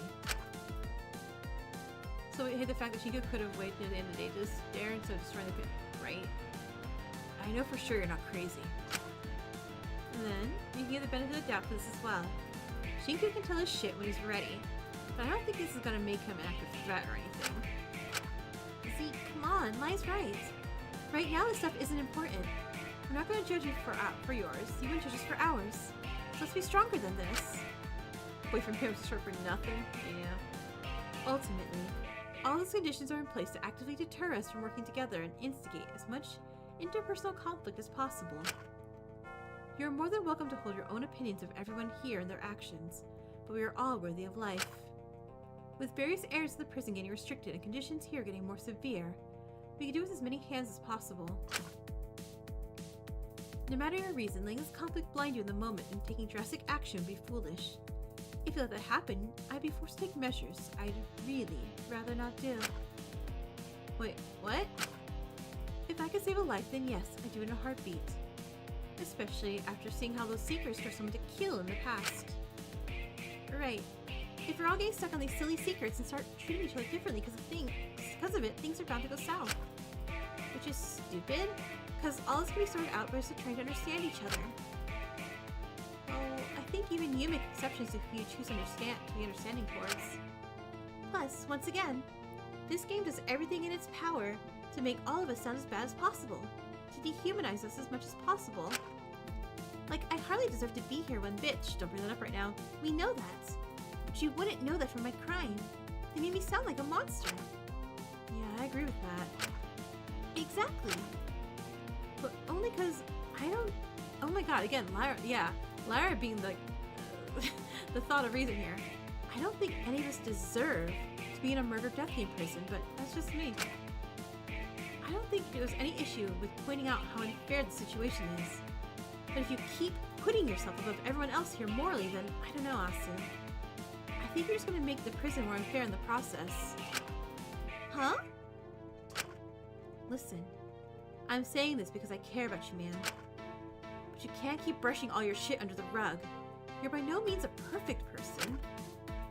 I know that, but there's some difference between intentionally committing some crime and just breaking a few silly rules to try and make a place where things can be fair for once. Oh my gosh, hold on. Asuka, I do love you, but God, you need to hear this. A few silly rules? Girl, you almost ruined all those kids' lives. They would have been worse off if I just left them to those awful situations. I want to give them somewhere they could just be happy. They could finally have a proper family. And they could be free to be themselves. But they weren't ever fully free, were they? You gave them a world where they could be happy, sure, but it was just as trapping as their home lives. If they grew up there, what their options would be when they were grown up? It's like they didn't want to spend their whole lives in your circus. But they want something different. Yeah, Asuka was really proud about not being able to read. I don't think they were teaching the kids how to read, huh? Like, come on, we should lay off of them. I'm saying this because I care about you, Asu. This isn't meant as an attack or anything. But if you spend so much time telling yourself that the way you're living is the right way for you, If you stay so stubborn, you'll never really grow. You'll end up hurting people and becoming the very thing that hurt you as a kid. You'll just be perpetuating it. I'm saying this because I care about you, Asu. This isn't meant as an attack or anything. I don't want that to happen to you. You don't deserve to have to deal with that. I'd never do that. I could never be like... You really need a reality check here. If you put yourself above all of us and refuse to see any fault in your actions, you're going to end up being resented eventually. Or resenting yourself. Or resenting all of us for being so awful in comparison to you. I want you to snap out of the shit, Asu. To see things for how they are. I want you to grow, because God knows if anyone here is going to grow, it's going to be you. And as your friend, I don't want to lose you, or see you go too extreme with it. But I won't. I'm just trying to do what's best here. Asuka! Please, listen! You should have a growing arc too. I'm trying to fix things. I'm not just letting anyone get left behind this time. Asuka, come on, you're not dumb. You should know better than anyone. As Lyra said that first part, Asuka seemed to pause for a moment, suddenly growing more quiet. Oh, I'm sorry. Listen, I care about you a lot. I don't want to see you get worse. I'm sure you feel the same about me or Zeke or really anyone here. Just think about it, okay? An awkward silence we felt everyone, only broken when Alora cleared her throat. Alora, so about that laundry. Yeah. I'm sure we can have more discussions another day. For now, let's put all the energy we have right now into something more productive. Right. Let's just delegate today's tasks to get to it. I'd rather not have to dwell on this for too long. Further elaboration can wait. Some of these things are best discussed in private after all. If we get to the next scene and there's no save point, I'm just gonna go ahead and stop and I'll just click really fast to get to this later, next week. Ismi's gaze moved over to me for a moment. Apprehension clear in her expression. Hey Laura, you know what task is great? That save point task. She didn't hate me before, I was almost certain she hated me now. Right, first and foremost, Cersei, you and I will be attending to the crops in the courtyard again. Wonderful. Farming duty for third day in a row. Oh, well, you were so against it, I suppose I could always instead assign you elsewhere. Perhaps you'd like to join Elias for his task. No, it's fine. Quite alright. Enriching farming, yummy. Oh, so forward looking to it. Yum, yum, yum. I love the dirt and the worms. Maybe we'll give you a taste of the lives of the people your family drained their fortune from. Elias, that's enough. Any further discussion of the matter will result in punishment. I don't want to use the tools I've been granted by this motive, but I will if have to. Pointless infighting isn't going to be of any help to anyone.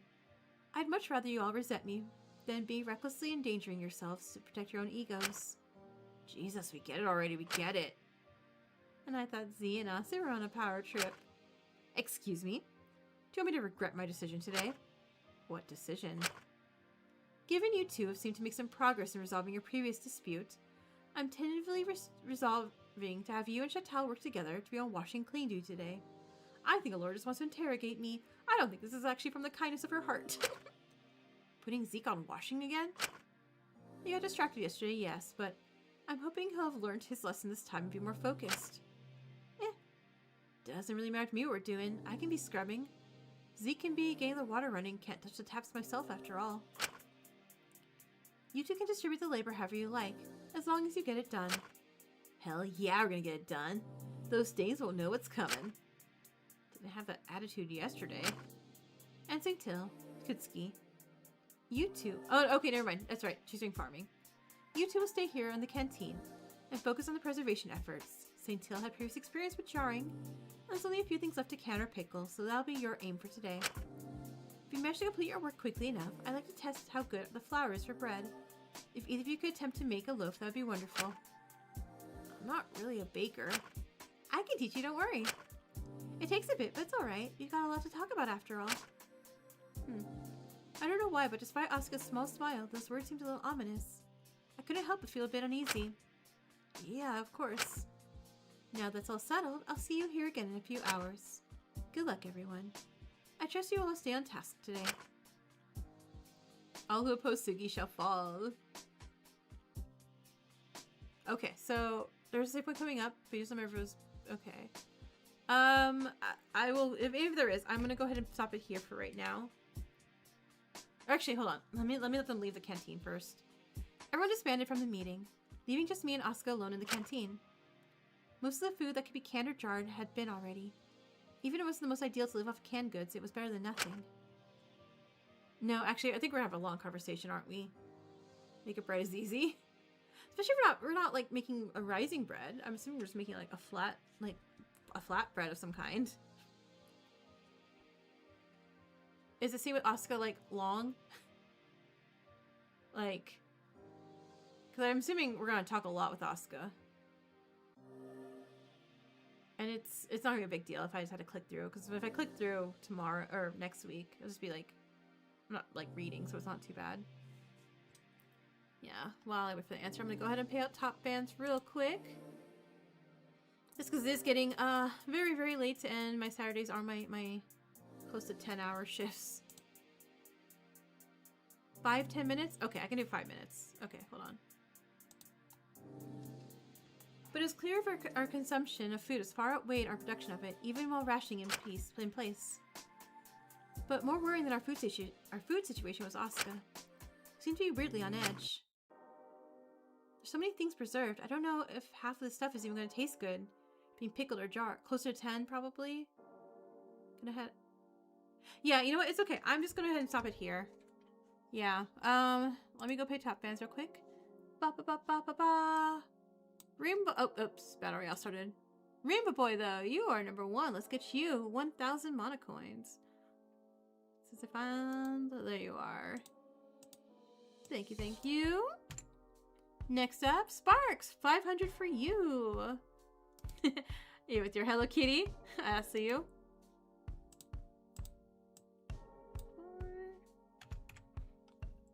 4. And 3rd, Jade. Let's get you 250. Ba, ba, ba, ba, ba. Oh, Jade. Well, Jade started the battle royale, so I gotta wait till the battle royale finishes. But yeah, you know what? Despite all the secrets coming out and everything, not as tense as last week. I feel Lyra made everything real tense last week. About 10 minutes. Okay, yeah, so 10 minutes on official upload, and me reading it's gonna slow that down a bit, so yeah. That's okay. I feel like next week we're probably gonna get to a murder, so. Okay, and then who did I see was there? Jade. There you are. Let's get you 250.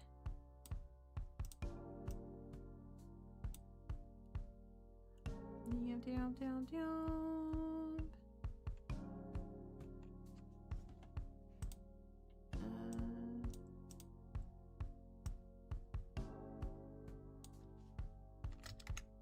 There we go. Those made it the census sign funny enough. Right? Lyra's like, okay, you know what? I know I made it really hard last week, but don't worry, I'll be chill this week. Promise. No, I'm not gonna make it next week either? Dang, okay. God, we have a lot of... Alright. So I will take today's FTE poll, which is Asuka next, if Asuka will talk to us for next week when we get to that. I really do like how long this is, though. That's actually really cool. Yeah, so... Again? Oh, so Tuesday... I think I'm gonna do, because I realized I did react to the part 1 and 2 for bonus episodes for Despair Time. 3.5 hours, so by far, okay, yeah. I guess we'll see. What was I about to say? Yeah, so upcoming Tuesday is just gonna be like a video reaction for Despair Time. And then next Friday will be more Lockdown. And I guess because I have the other I guess we'll see what we're going to do after that, because I know I know Survivor's Guilt. We're gonna have to start that, and I know I want to do the other, what do you call it, videos for this with the hostages. I forgot the name of it, but I know we gotta do that also. But that'll be after this. We'll see. All we know is that next week is going to be the Spare Time bonus videos on Tuesday and more Lockdown on Friday. All right, with that, thank you guys so much for being here, because I do need Wormothy after all. About 3 out of 5 on the way through, basically. Okay, cool. So yeah, thank you guys so much for being here as usual. I always appreciate it. And I'll see you guys all next time. Bye. Have fun.